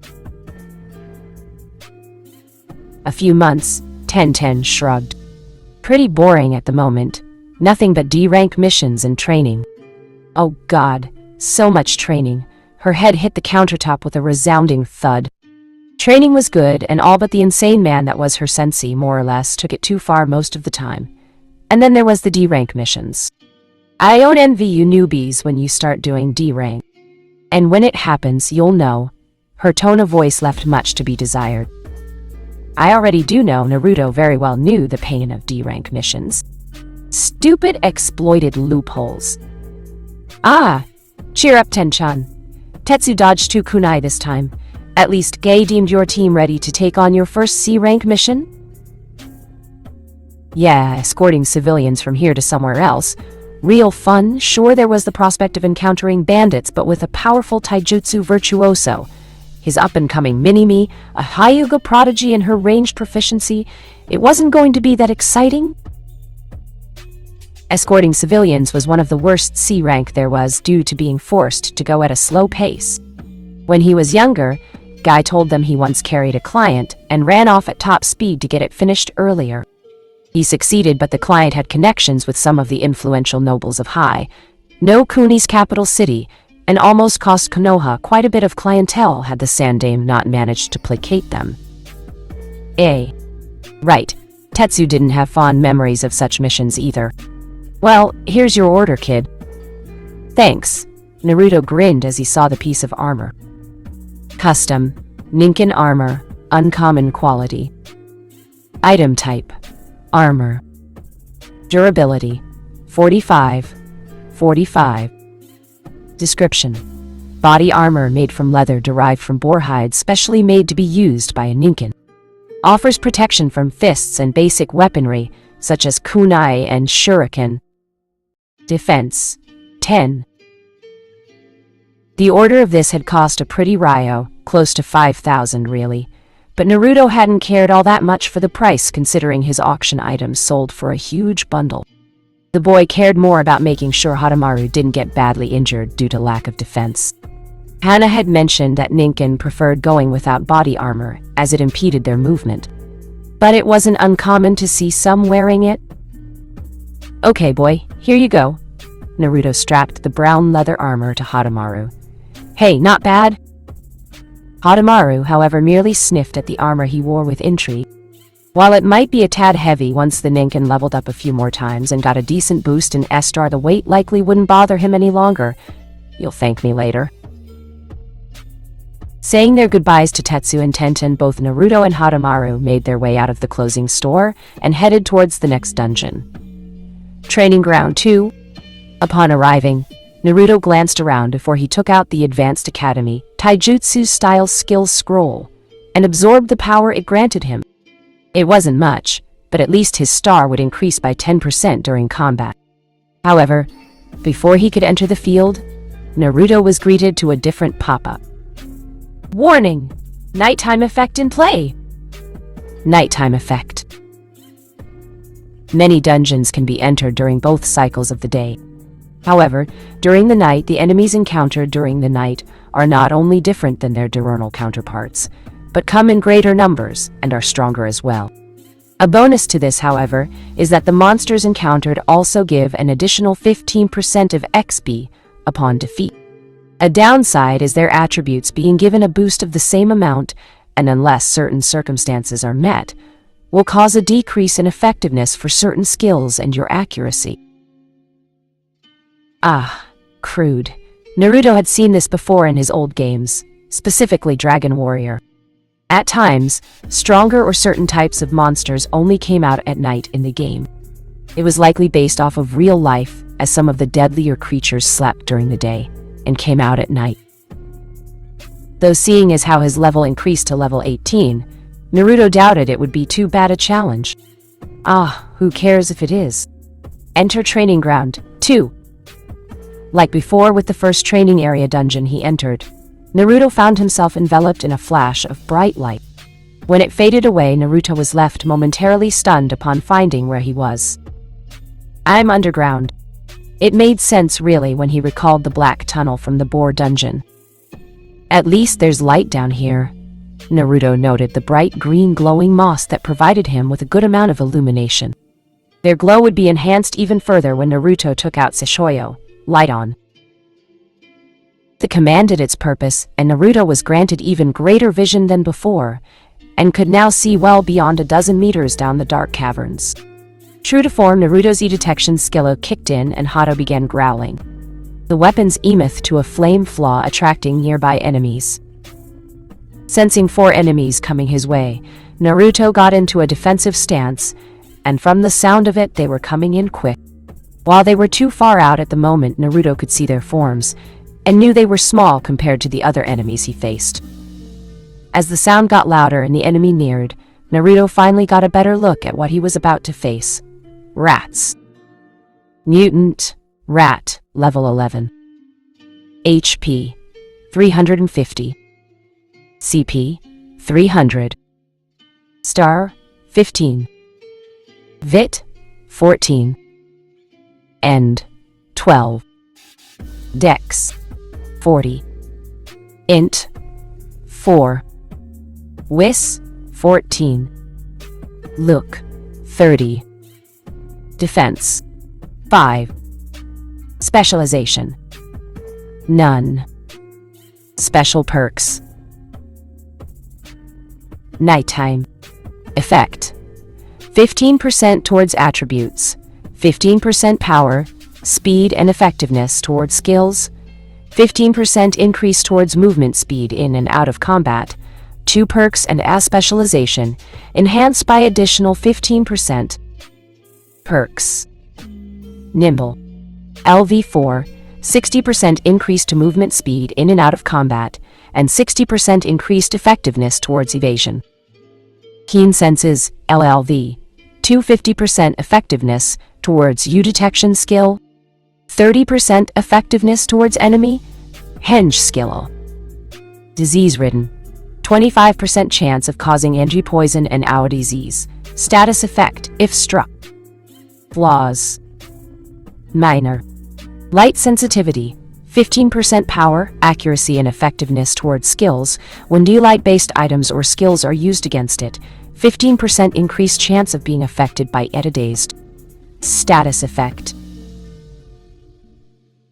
Description. Rats are often seen as pests by many, these rats more so because of their larger size and greater number. Past attempts at eradicating them to contain these plague and disease-ridden pests have all met with failure due to their astonishing and frightening ability to adapt and reproduce. Their sense of smell allows them to find food even deep underground, and the ability to detect invaders who come too close to their nest. Though weak and small individually, they make up for it in large numbers, and they are very quick and difficult to deal with, especially when they run for reinforcements. Exp earned. Drops. Great, Naruto muttered. The little vermin weren't going to pose much of threat in terms of power, but speed-wise, and their large numbers. Naruto was quick, but with their higher dex and their nimble perk, they were quicker than him and Hato. But damn if I don't like a challenge, he grinned. and allowed the two rats to get in closer. When they were close enough, Naruto told his Ninken to close his eyes and called out, "Hikaru!" Ki? Were the rat's response to the blinding light. Then the fight began.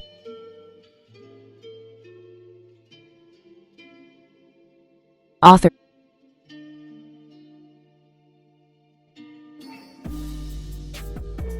Chapter 11.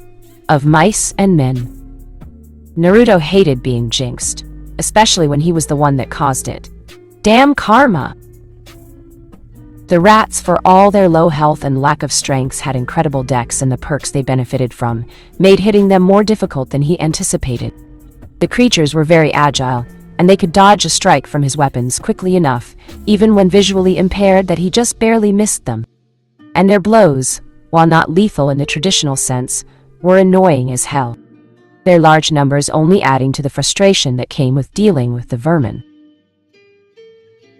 The damage from them was low, but it didn't matter as they were numerous and he became affected by the debuffs they caused. If being poisoned he was bad enough, suffering from a disease was worse, as the latter caused a 7% decrease in his stats, defense included, and enhanced the effects of negative debuffs by that same amount. Even worse was the fact that both debuffs could be stacked upon Moi. Naruto only counted his blessings that the mystery special perk he had made him more tolerable to poisons by 25%. If he was not in possession of the malnourished flaw, it would have been 50% instead. Gotta get rid of that, and soon. Katten. Inca, fire release, shadow fire. The snarling fireballs did their job in freezing the rats in place, and suffered the consequences of their forced inactions. Lit on fire and suffering from the fear-related debuffs the flames caused, Naruto made quick work of the oversized vermin with his blunt weapon, while Hato had one by the throat and shook it like any dog would to their toys. As he looked around, not that it would do him much good as the monsters of this dungeon were sneakier than the wailing cats, Naruto called Hato, and both began to continue on their way down the dark tunnel. Naruto barely made it 7 steps before misfortune befell him once again. Hato, however, was fortunate. Gah! Freaking traps! The only thing that stopped him from becoming food to a pit filled with countless rats clawing at the walls and gnashing their teeth was the tree climbing practice skill that allowed him to cling to the nearby surface like a spider. Climbing out, Naruto was greeted by a thankful Hatomaru, but the vindictive gamer took out a couple of unstable cocktails and poor grade exploding tags, and combined to the two. Item crafting commencing. Item crafting completed. You have successfully created the following items. Explosive unstable cocktail X2 Siwin. Explosive unstable cocktail. Uncommon quality. Item type. Offensive. Damage. 665 HP. Durability.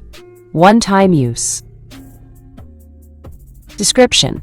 An item created by combining unstable cocktail and poor grade exploding tags.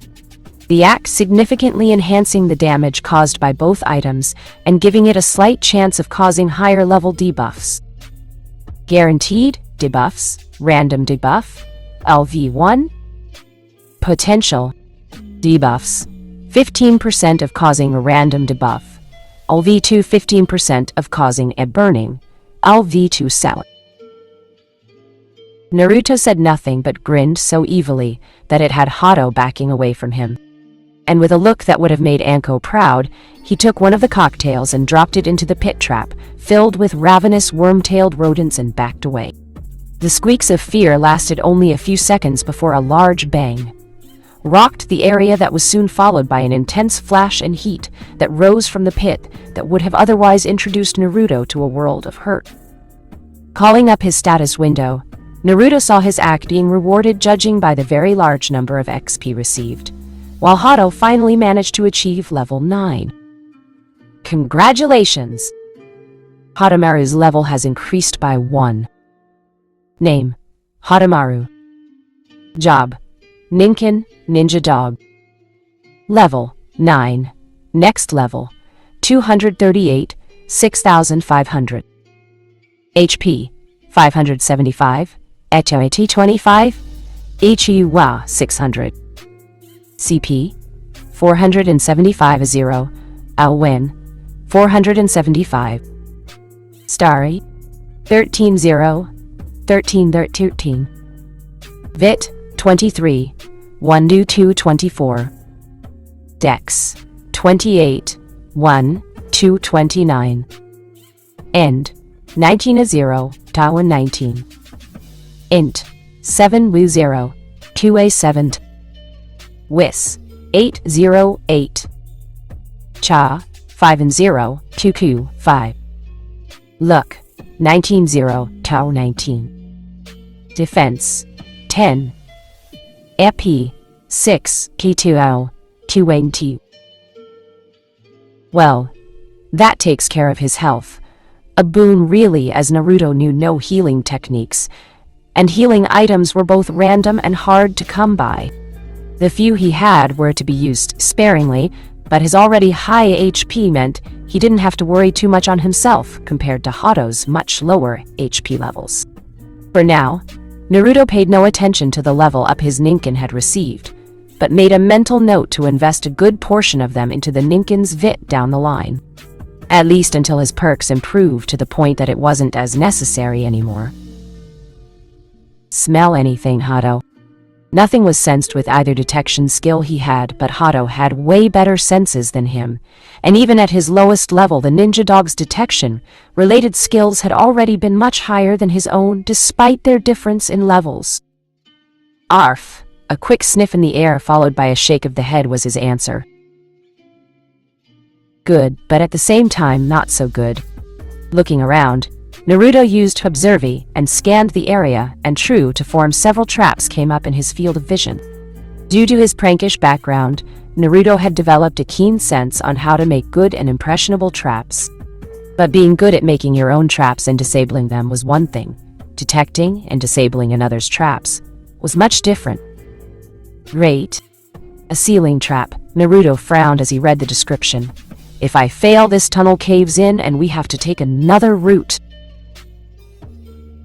In Naruto's experience, traps were put in place, either because the current path would either lead to something good, or it was because the current path was the shortest route. But the pathway before him was long, the triggers were numerous, and his chances of successfully disabling the biggest one, only 27% according to Observi. Even with Shishoyo lighting up the cave by a good amount, Naruto didn't see the end of the tunnel before him, and didn't know if he would be quick enough to get to the other end in time. Stay! Naruto ordered and jumped down the path in different spots. As he traveled further into the tunnel, did the amount of triggers multiply in their placements, making movement more awkward than the last. Triggers were in place on the floor, the ceiling, and the walls, and they became closer until Naruto was unable to go any further and forced to backtrack. Barely even 50 feet in, and he still couldn't see an exit. And who knows what would happen after the trap triggered?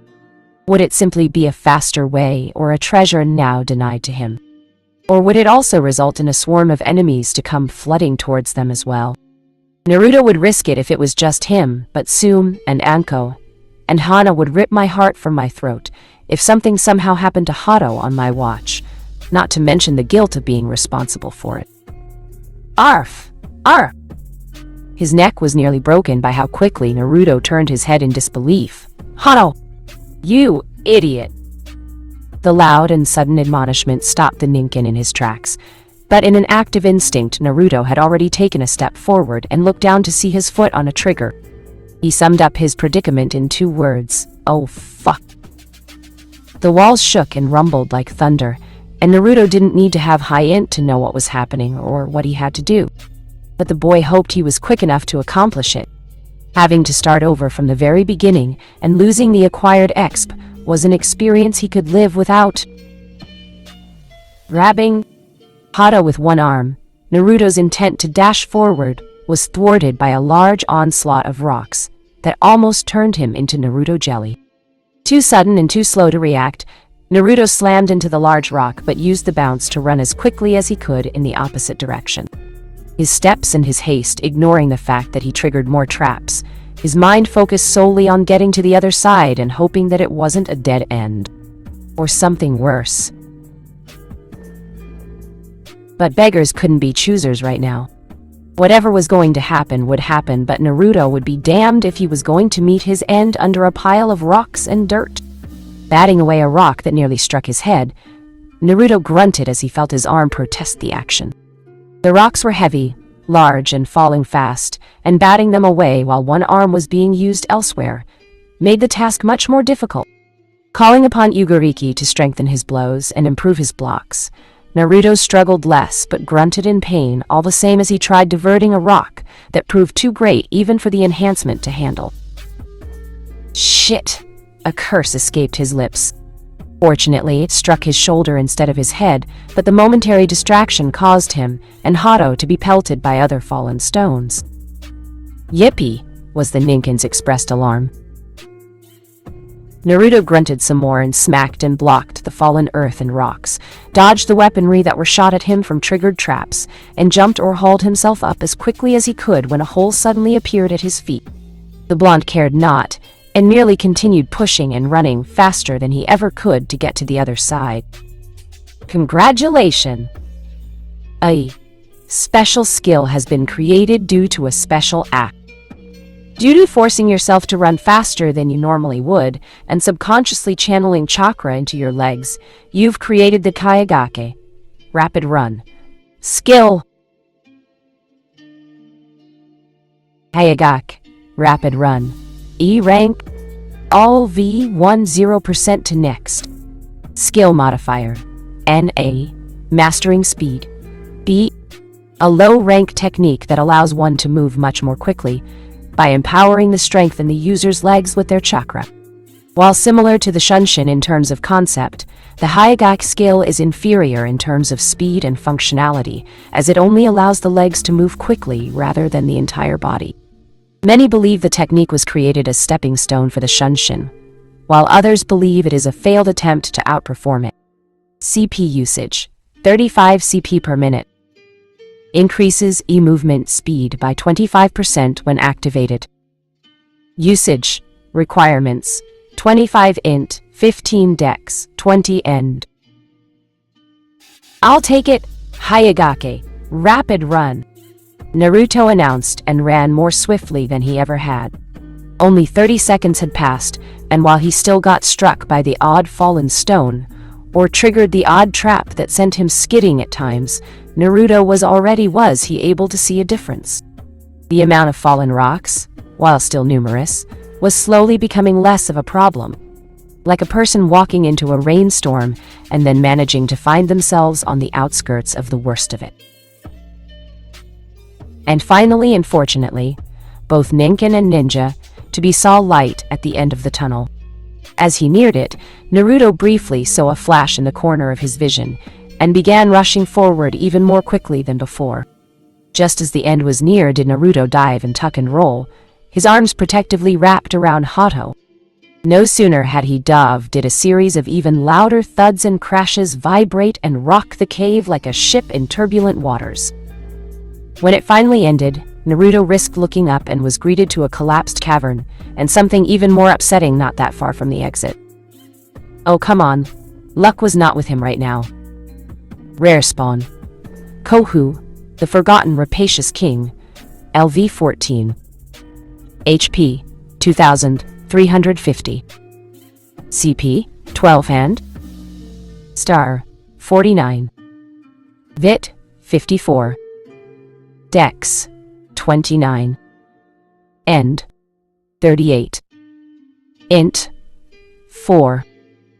Wis, 8. Luke, 27. Defense, 35. Special perks. Rare spawn blessing. LV1. 1000 HP, 250 CP, 10% towards all resistances. All attributes increased by 10. 5. Defense. Nighttime. Effect. 15% towards attributes and power, speed and effectiveness towards skills. 15% increase towards movement speed in and out of combat. A perks and a specialization, enhanced by additional 15%.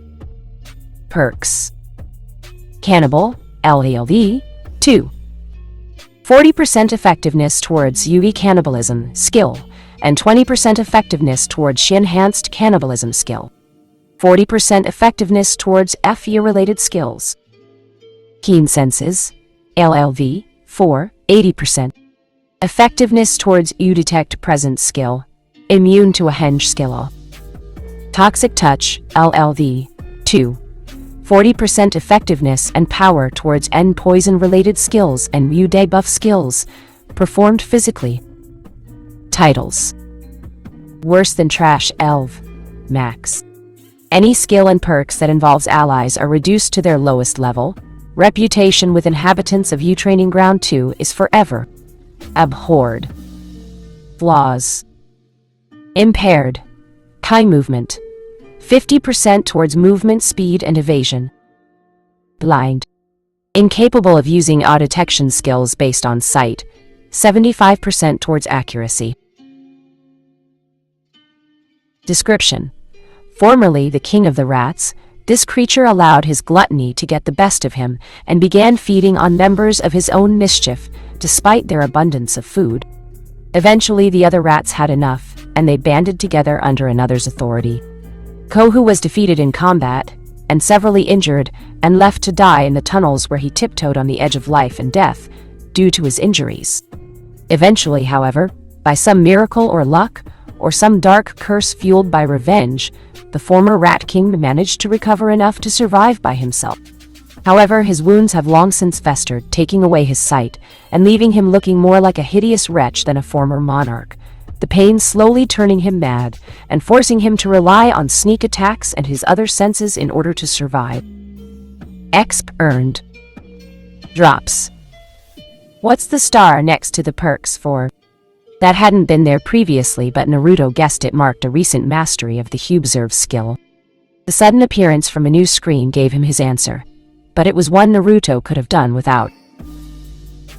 Apparently, the star symbol next to the perks meant they were enhanced, and what was currently being showcased wasn't true value. Naruto didn't, what was worse, though he was about to face, or the bit of information he just learned. Either way, there was no argument from the gamer regarding the creature's horrible description. The giant rat that was eating its own kind was little more than a ghoul. Its fur blackened or missing in several areas, as though it had the misfortune of being caught in a fire. Its left eye a milky white surrounded by sickly yellow pus that had crusted over countless times, while the other was nothing more than trails of dug-out flesh that led to horrible-looking black hole, which radiated pure madness. It was unlike anything Naruto had ever witnessed. Half an ear was missing and the other wasn't any better off, and its worm-like tail appeared to have been bitten in half and melted to the point that bone was clearly visible. Naruto would have said its left hind leg shared the same fate if not for the fact it had nothing from the knee down. Its claws and teeth a horribly mixture of green, brown, and yellow that reminded Naruto of something better left unsaid.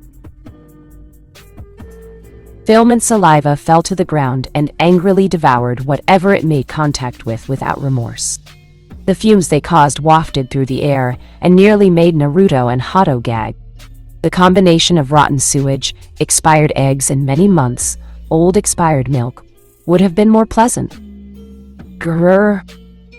Naruto hushed the small ninkin by muzzling his mouth with his hand, but the rat stilled and then slowly looked towards him nonetheless in an eerie and frightening manner. Their cover was blown.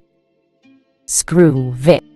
I'm investing every app into Hato's int next time, were Naruto's thoughts as he prepared himself for battle. Suddenly, an unholy cloak began rising from its form like steam would from a body in winter. The rat's form shifted and bubbled unpleasantly. Naruto honestly believed a series of giant zits were forming and ready to blow, and cover everything in sight in an explosion of nasty-as-hell goo. But it never came to that, fortunately. But the former Rat King did look a hell of a lot meaner, and as unhinged as a mad supervillain from his old manga books. To describe it all in one word, Naruto believed the word sharp would best describe the creature. And not the good kind of sharp. Sharp as in its fur stood on edge and looked as though they belonged on the back of a porcupine. Eyes narrower and focused like an unforgiving laser. The mad look more intensified than before that Naruto once more thanked his fortune for the Agamer's mind up. Its claws and teeth were acid-dripping kunai that went through the rock as easily as dry wicker would catch fire. The tail now more reminiscent of a spear than a useless lump of bone and melted flesh. Warning! Warning! Kohu has undergone a transformation and is now affected by the yin-enhanced ghoul skill. Ah, crude. Nothing else was said or thought, as the creature belched forth a horrid puke-green cloud in his direction that sizzled and eroded the very surfaces it skimmed over. Quickly jumping, Naruto performed a quick roundhouse kick at the deadly corrosive cloud. Futon? Fuhajin no Jutsu. Wind release. Wind wave blade. A wide gust of wind trailed behind the kick. Each technique made contact with the other, and the green cloud was briefly pushed back before the wind release technique overpowered it and forced it to disperse into something less than harmless. Okay, where's the rat? Naruto had expected the former rat leader to have remained where he was, but apparently it was much smarter than that. A quick look around revealed that the cave he was in was littered with crevices and tunnels, any one of which could have been used by Kohu to make his escape. From his right, Naruto wasted no time and lashed out with his weapon as quickly as he could when Kohu suddenly exploded from the ground like a shark from the sea. The weapon smashed into the creature's face and diverted its trajectory, but it landed a blow nonetheless. Warning! Warning! You are suffering from the debuff out-diseased, LV2. Naruto scowled and moved to attack the former king, but could only watch as Kohu's body suddenly sank into the floor of earth and stone and disappeared from sight. Great, one of those, a hit-and-run type enemy, and one that knew assassination or stealth-related Doten techniques. Anko had showed him a good tactic to use, but Naruto hated facing those kinds of enemies. Doubly so when those enemies dealt debuffs as easily as breathing. They were annoying as hell. This fight was going to be annoying as well. Elsewhere. The plan's not going to work, Mizuki. The shadowed figure shook their head at the arrogant man's idiocy. How he was promoted to Chunin and why their master had him be a part of his plans was beyond the informant. It will work, Mizuki scowled at the informant. The traitor of Konoha knew little about the individual before him, as the informant was very secretive. Mizuki didn't even know if the informant was male or female, just that he or she would appear randomly for an update, or to inform him on what needed to be done. The demon won't graduate. His skills may have gotten better. May implies a stroke of luck on his part. Outright winning a mock tourney and beating the top 2 students in taijutsu isn't a stroke of luck. The boy has gotten better. The informant corrected the man, authority washing over the traitorous Konoha ninja, like a strong gale in a valley. Unlike the Chunin before him, the informant didn't let their emotions cloud their judgment. Blame the snake bitch and her friends for that. The man snarled at the thought of Anko. Nowhere in a million's years did he think the cold-hearted or uncaring woman would take a liking to the demon and start training it. Hell, blame the fucking Hokage too. The cloaked figure had to concede, but not by much really. To Mizuki's point, Anko was as much of an outcast as much as Naruto. Not nearly as bad, but the spy guessed. It was enough to sympathize with the boy despite how distant she usually was. Having Mizuki interfere in the training would cause some suspicions, but the man was no fool to mess with the Hokage's orders or Anko herself. That, or he feared risking getting on their bad side and falling under their radar. At any rate, your job was to weaken and impede the growth of the academy graduates as much as you could without getting caught. You've done a decent job so far with the others, but now the boy's steadily making his way to the middle ranking. Jinchuriki are game changers, especially the nurtured ones. From what I've heard, the Hokage suspects a traitor within the academy. My cover's blown. A look of fear appeared on the man's face, and the informant believed he was ready to run. "I said suspect, you idiot. The Hokage doesn't know who yet, but is carefully getting the matter looked into. It may take months, but it's only a matter of time before you're found out." Orochimaru-sama is not pleased, Mizuki.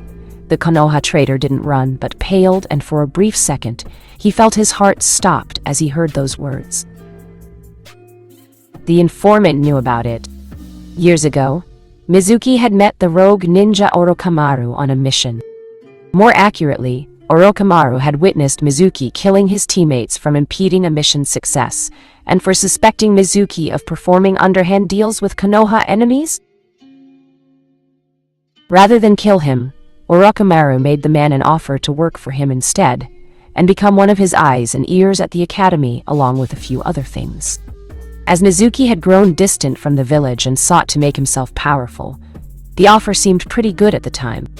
Orochimaru had promised the man incredible power few possessed, and Mizuki wholeheartedly agreed. Not that he was in any position anyway to refute the powerful ninja. The informant doubted that Mizuki wouldn't be standing in front of them had the man declined the offer. Orochimaru didn't like leaving any loose ends. "Then what do you suggest I do?" Mizuki asked. "The plan can still go off without a hitch. Even with his improvements, the demon still can't make a proper bunshin, and without that his chances of becoming a ninja remain the same." Mizuki smirked. "And what are your plans on the off chance he does pass?" the informant asked him. "And if you say he won't, I'll cut out your tongue." Mizuki frowned and held back the remark before he gave an answer. "Then, I'll get some other scapegoat. Not everyone passes, and you have no idea what some fuck-ups are willing to do to become a ninja. I'll even frame the demon and make Konoha focus their attention on him while I make a break for it.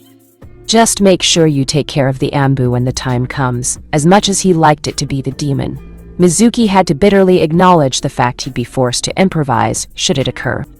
But such thoughts became secondary when the man suddenly felt a cold, tight grip around his throat. Air became very... "Don't assume that a pathetic excuse of a ninja like you can order me about." The informant practically snarled at the man and tightened their grip on his throat. "I give the orders around here? Not you. Do so again, and you'll breathe your last." And with that, the individual harshly tossed the man to the ground with a resounding thud. The strength and force behind the throw as his body crashed on the hard soil racked his body with pain. The informant would have released a cruel laugh when they saw Mizuki gasp for air whilst he tried to right himself. But he wasn't worth the effort. "Do not fail us, Mizuki. You wouldn't like to see what Orochimaru-sama does to traitors or those who fail him. The man is truly an artist at prolonging the suffering of others, and that's if they're lucky." The giddiness in the informant's voice gave the man the distinct impression they wanted to see him fail just so they could witness him suffer. "I won't fail." The traitor's voice was hoarse to the person's actions. "I'll get it done." "See that you do," they said, and tossed him a vial. "A gift from Orochimaru-sama, not that you deserve it. Drink that vial should you find yourself in bind, and only when you find yourself in a bind." "What is it?" "Poison."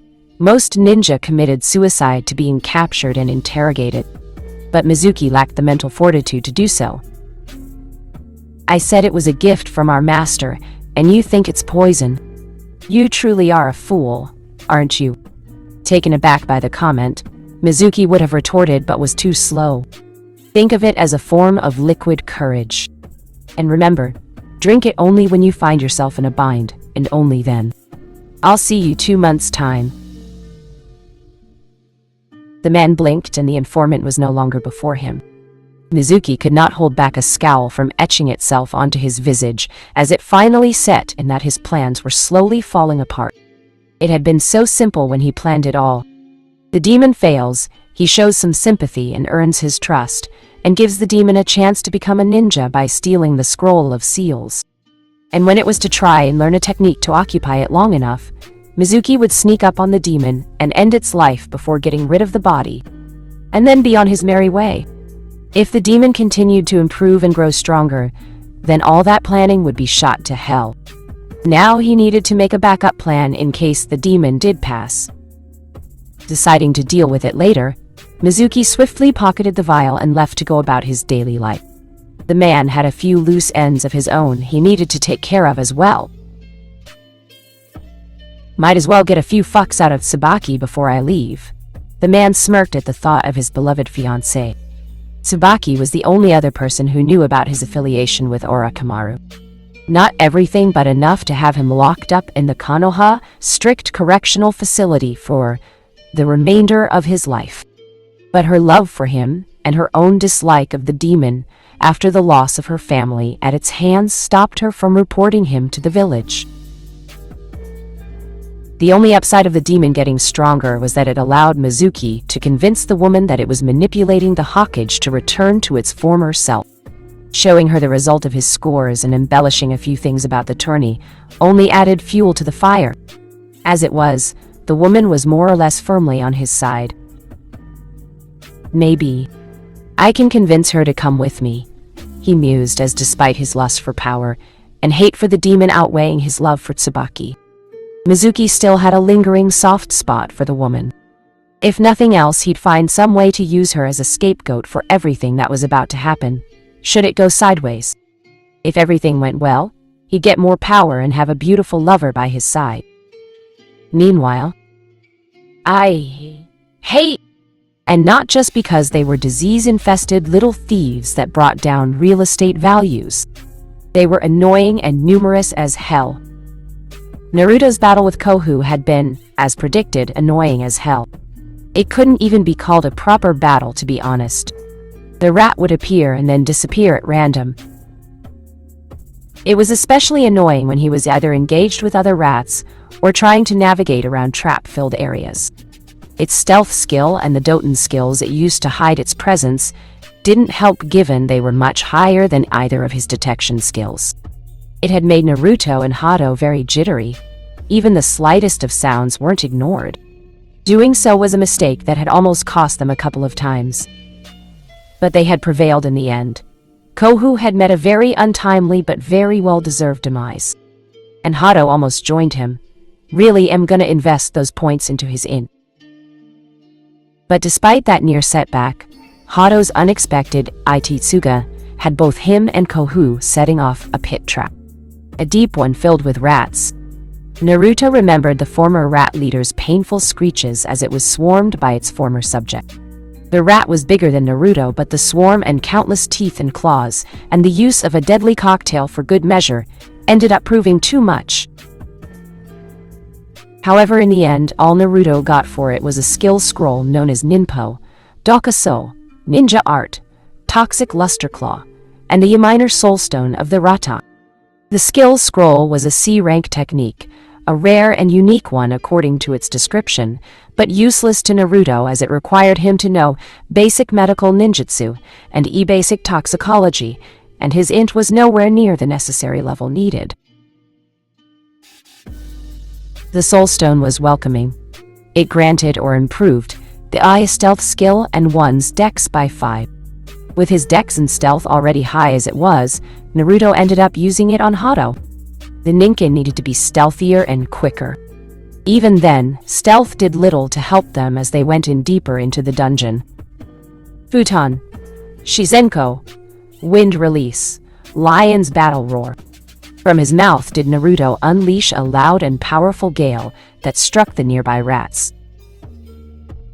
The power of the technique, coupled with his perks, pretty much made the technique a one-hit kill for the rats due to their low HP. It was currently his most powerful technique, and wide and far-reaching enough. However, it costly in terms of CP, and its current level required him to be stationary, and also took him 3 seconds casting time to use. Luckily, it was nothing he couldn't handle. The downsides would likely go away once the technique was mastered. The only other downside was that the rats that were now appearing were smaller, quicker, smarter, and had taken on Kohu's hit and run fighting style. Once they were underground or sank into the stone, the effectiveness of the technique was lowered considerably. Naruto didn't want to test out if it was strong enough to blast a hole in the wall and risk a cave in. Nearly an hour in, No way in hell am I starting over. A quick flick of his wrist had a kunai digging into a rat's head. The weapon didn't kill it, but it did distract it that it forgot about Harem. The little ninkin took advantage of the opening and went for the rat's throat and began vigorously shaking the unfortunate creature. Its treatment stopped when 2 rats made a beeline for the ninkin. However, it was a temporary reprieve, and seconds later it was nothing more than floating bits of light when the Kamenu pup used Otsuga on its approaching allies. The technique was not strong enough to end them, but they were left in a vulnerable state. Naruto quickly finished the deed with a couple of well-placed techniques. Alright, that's the last of them, I think. Naruto hoped but didn't trust his luck right now. The blonde watched as Hato sniffed the air around him for any signs of trouble, but even that meant nothing.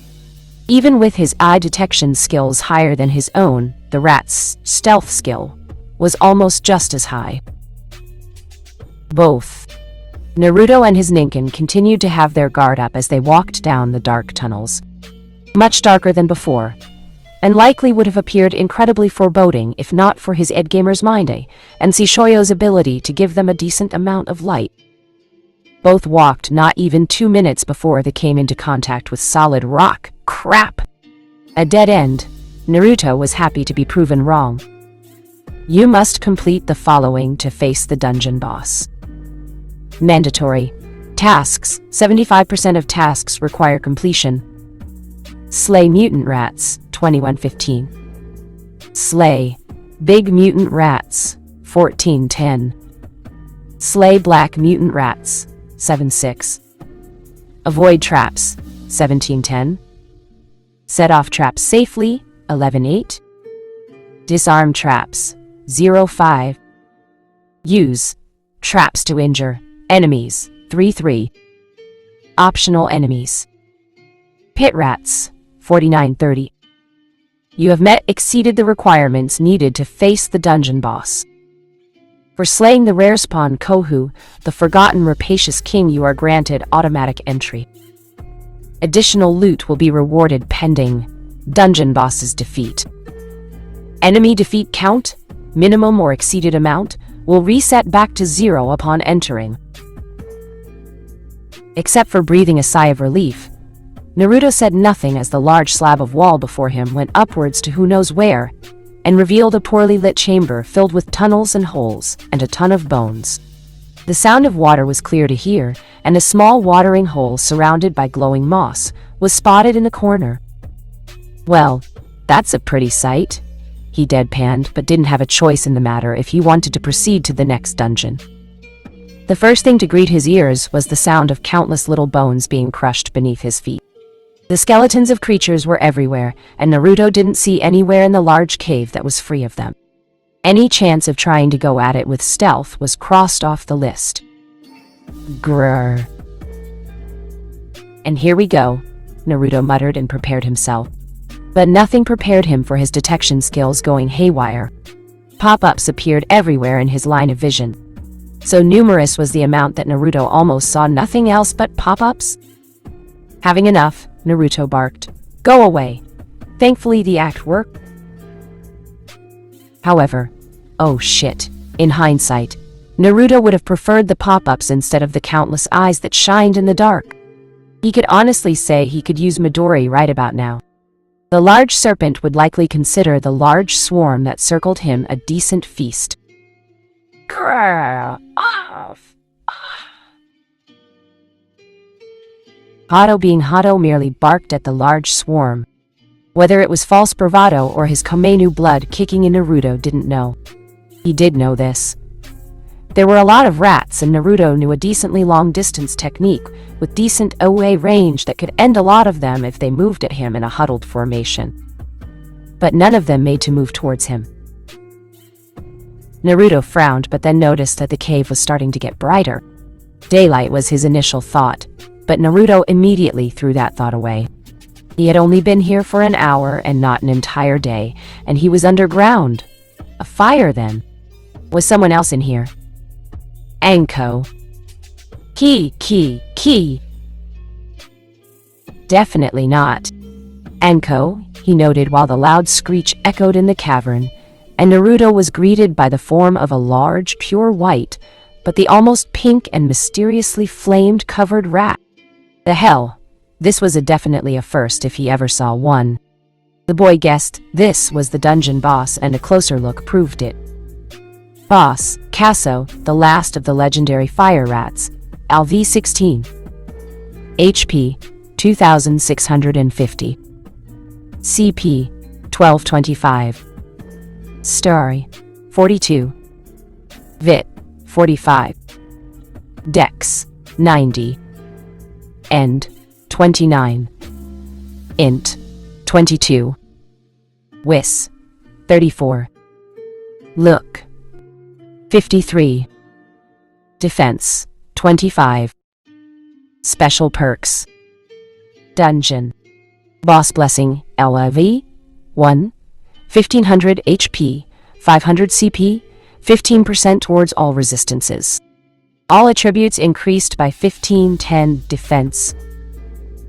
Legendary. Creature. Eldel 1. 25% increase towards all attributes. 25% increased power, speed, and exp towards all skills. 25% CP required towards skills. Possess one unique perk. Possess one unique skill. Nighttime. Effect. 15% towards attributes. 15% power, speed, and effectiveness towards skills. 15% increase towards movement speed in and out of combat. All perks and specialization enhanced by additional 15%. Perks. Firemaster LD1, 25% increased power, X speed, and speed towards U fire-based skills. 25% CP required towards UF fire-based skills. Fire Eater. LV1, 25% of CP from E fire-based skills is absorbed. 15% HP from E fire-based skills is absorbed. Flame Fur grants the perk Fire Eater, negates damage from all forms of fire-based skills by 100%, effectiveness of enemy wind-based skills and taijutsu skills reduced by 25%, physical contact by enemies will result in damage. Nimble Level Max, 100% movement speed in and out of combat, 100% towards evasion. Keen Senses LV4, 80% effectiveness towards detect presence skill, immune to hinged skill. Aura of the Leader, LV1. Allies. Gain 15% increase towards attributes, movement speed and effectiveness, power and speed towards skills when in same area. Flaws. Description. One of the few legendary fire rats of myth that still remain. Though small compared to its lesser kin, this large rat is incredibly quick, and its fire-coated skin makes it a formidable opponent. However, unlike its ancestors of old that once had a decent relationship with humans, this flamed-covered creature has cast aside the old ways. Now it cares only for its own well-being and its clan. Exp earned. Drops. As Naruto read the description, the boy was conflicted. On one hand, the creature was going to give him a good amount of exp, but on the other hand, the stats and perks it had was not going to make this fight easy. Naruto wouldn't be able to use any of his elemental ninjutsu as fire would only be absorbed. Futon and Doton were his only options, but the damage from Futon would be reduced by quite a bit, and that was assuming he could land a hit. And because Shishoyo had the U-Fire Brandy perk, it would be useless to use as a weapon. Great. Hayat's training Bakken it is. Chichizo would have been better, but the requirements to wield the pseudo Zanbato had yet to be met. The Bakken was far from the ideal weapon, at least in comparison to Shishoyo. Hayate had mentioned the Bakken was not to be underestimated, especially in the hands of a gifted user or a master. Hayate had told him the story about a legendary master samurai swordsman who used Bakken and won against those who used steel instead, the outcome usually being their deaths. But Naruto wasn't a gifted user, or anywhere near the level of a master, to be honest. Hayate and Anko had made that very clear. At the very least, it would offer some distance, and Naruto had another trick up his sleeve: Ninpo, Shakura Nagashi, Ninja Art, Chakra Flow. Blue energy swirled around his hands before moving up to the tip of the wooden practice sword, like a snake on a branch. Upon reaching its destination, the sword gained a little over an extra foot in length. It wasn't perfect like Hayate's. The man had not only been able to extend the length of his blade by a little over 5 feet, if he wanted to, but the shroud had appeared even more compact and smooth when compared to Naruto's. His mussing was cut short, unfortunately, and the boy was forced to dodge when the rat charged at him with blazing speed. Hato chased afterwards but yelped in pain when a small trail of flames ignited on the path it just created. "Great," Naruto muttered. "Hato, stay back," he ordered. Ninpo, Guriki, ninja art, hard strength. A surge of power flowed through him as he used the technique. The increased S-star would serve not only to improve his weapon's attack power, but also allow him to reduce the damage when he blocked any incoming blow. And with speed as high as this would be a battle where blocking was more important than striking. As the rat charged at him once more, its speed still baffled him. Naruto struck the ground where he believed it was going to be. The blow was nowhere close, and the rat was swift to assault him with scratches and fire and bites. Each strike made him wince, and he was losing health very quickly. It wasn't a lot, but the amount lost was still greater when compared to the other rats. Doten, Doran, Earth Release, Earth Riot. Earth and spikes rose around him, but the leader of the rats was quick to evade injury. Realfully unhappy and frowning, the look of discontent soon turned into a grin as he eyed the rat. Though he was slower, his ninjutsu practically useless, and Hato could do nothing right now, Naruto knew this was going to be an interesting fight, to say the least. Kaso squeaked at him, and the flames on its fur grew larger, brighter, and from the change in temperature he felt hotter too. "Bring it on, you garbage-eating piece of shit," Naruto taunted the creature. Naruto didn't know if it could understand him, but the fire rat charged at him even faster than before, and a bright flash momentarily blinded the boy. Somehow, Naruto was success in blocking its attack. "Ow!" he grunted as the hot flames licked at him, and forced Naruto to retreat, but the rat didn't let up and followed him and continued its assault. "Damn it!" he grunted once more. The damage wasn't high, but if it continued like this, the damage would start to stack up. "Aru! You're currently benefiting from the ally skill Immune no One Ari. How of the pack? This better not be a skill you've been holding out on, Hato." Naruto would seriously be pissed if it was the case. Energy coursed through Naruto, and the invigorated blonde watched as Kaso and the nearby rats stiffened momentarily. The fire rat was quicker to recover than his lesser kin, but Naruto's use of Hyagaki and his energized allowed him to just barely land a decent blow. Konoha Goka, tree leaf hardfall.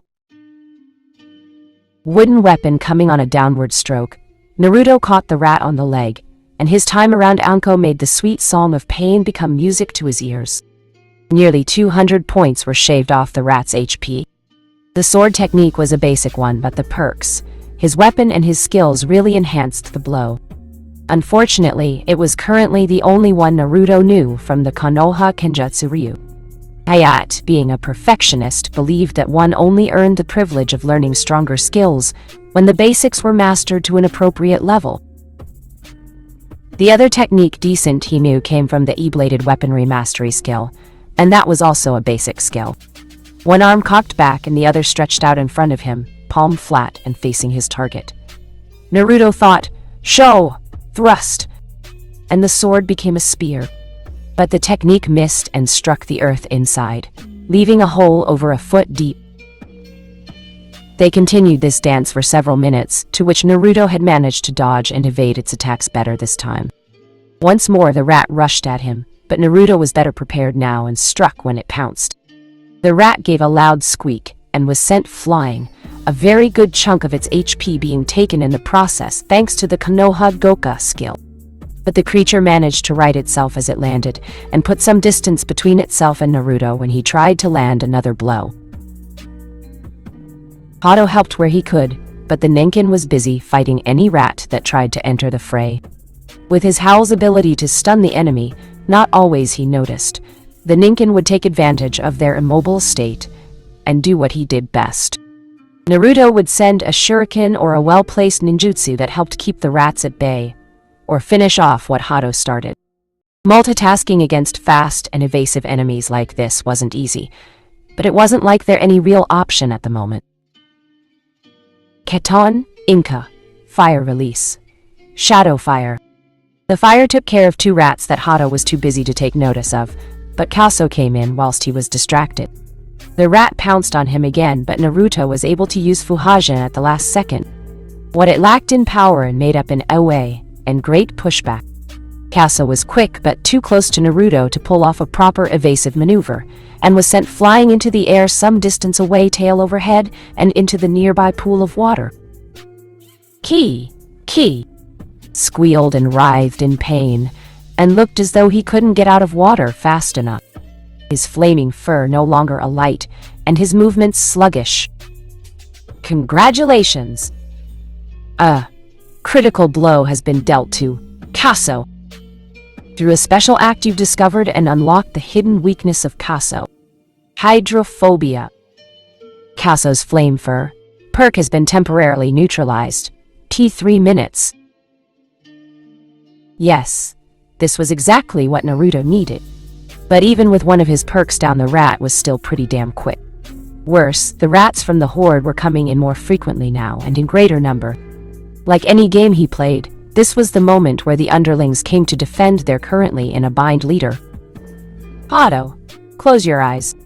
He ordered and quickly equipped his other weapon in his free hand. Hikaru. Brilliance. Ki. Blinded by the light from the weapon, Naruto was glad to see that Kaso had also fallen under its spell and quickly rushed towards the dungeon boss. Rats were kicked, smacked, or sliced away with little regard as ninja in training, and Ninken speared their way towards their destination. Only a dozen feet away, Naruto launched a Shizenko that bone-crushingly slammed into the dungeon boss right as it began getting over the debuff. Kaso smashed into other rats when it came down for a hard landing, but lived up to the reputation expected of bosses by quickly getting up and entered one of the nearest dark holes. Damn, he's quick, Naruto scowled. The blow had pretty much caused the boss's health to go below the halfway mark, but now it was going somewhere to lay low until his perk came back on. And now Naruto and Hato were left with a large amount of rats to deal with. Meanwhile, Are you serious? Anko managed to force out. 100% Anko, Hiruzen smiled. There were very few times was Anko ever rendered speechless in her entire life.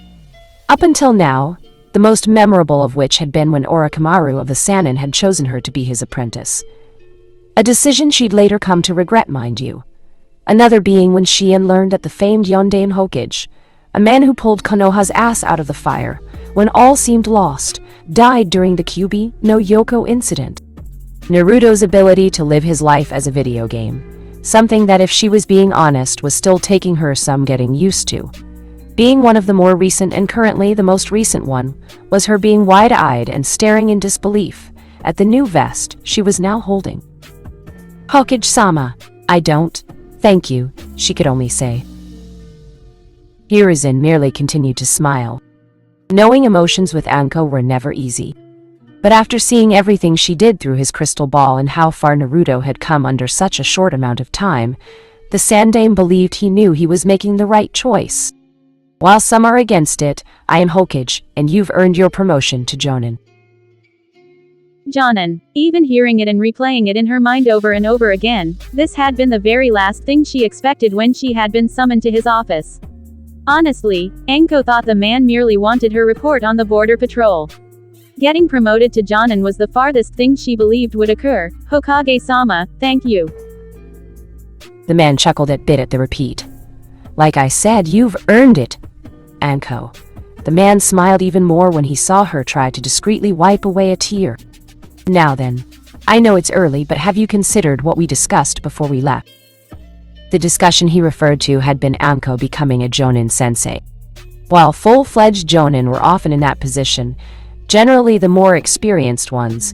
It wasn't uncommon for a recently promoted Jonin, or Tukubestu Jonin, to have a genin team of his or her own. Yeah, I did. What the hell, I'll give it a shot, she grinned. The woman knew she was going to have to teach a group sometime in the future, most Jonin did. Might as well do it now with Naruto and 2 others she had her eye on. Excellent. As soon as the others joins us, we can begin? Hiruzen informed her. And not 5 minutes later did the office of the Hokage start filling up with other potential genin team leaders. Upon spotting Anko with a Jonin vest, those closest to her congratulated the woman on her promotion. Others were shocked that the woman got the promotion, and the fact she was also being considered as a potential instructor candidate so soon. Congratulations, Anko. Kakashi was the last one to enter and praise the woman for her achievement. Never once looking away from his newest piece of literature, or as Kurenai liked to call it, pornographic trash. Now that you've all gathered, I believe we can begin. Hiruzen starred at the many would-be Jonin instructors. I'm surprised Hitake's on time for once, Anko, wearing her new Jonin vest with pride, earned a few laughs from the very truthful comment. Though Anko would most likely forgo wearing it around Konoha and stick to her regular attire. The woman still couldn't get over her promotion. Relatively speaking, Anko had now replaced Kurenai as the rookie of the group. In all honesty, if one were to ask Anko if she was to become a Jonin sensei some months back, she would have laughed in their face. That mindset had changed since she met and began training Naruto. Did you say something, Anko? Many snickered or sighed at the man's antics. I ain't guy, Kakashi. That's not gonna work on me. Oh, and by the way, Seiki ends up with Noriko. She finished and gave a devilish smirk to the man reading the newest edition of Ika Ika. Several men groaned or began weeping, much to the disgust of some kunoichi. Why am I not surprised? Kurenai sighed at her friend's attics. Anko had always been sexually promiscuous, using her sex appeal to her advantage on several occasions, and reading such books to help give her ideas. The woman didn't whore around like many thought her to be. But the woman didn't exactly do herself any favors at times. Wait, isn't Psyche a woman's name? Anko and Kakashi merely gave Kurenai a blank look before the two of them gave her the same answer. What's your point? Oh, lovely. The Genjutsu mistress of Konoha scrunched up her face in disgust. The woman didn't bother hiding it from the perverts in the room. Part of her wasn't surprised that there would be such a theme in these types of books. It was lovely. That build-up was going on for months. What you did was just plain mean. Anko. Kakashi sulked for finding out an important piece of plot.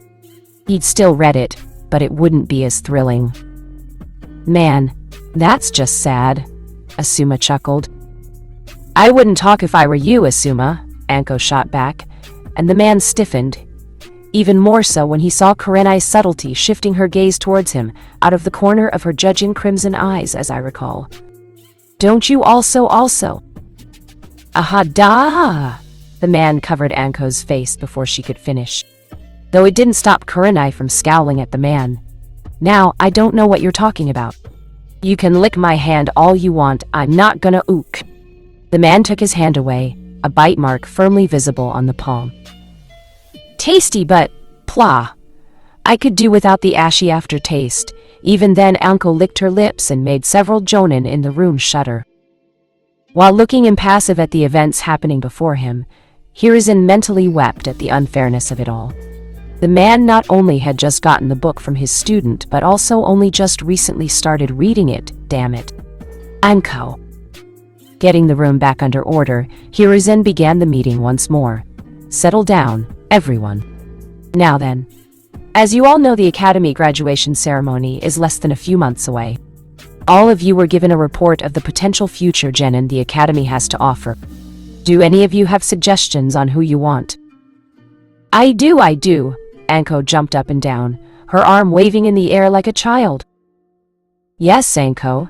The man was surprised how eager she was. Uzumaki Naruto, Yamanaka, Ino, and Hyuga Hinata. Anko announced.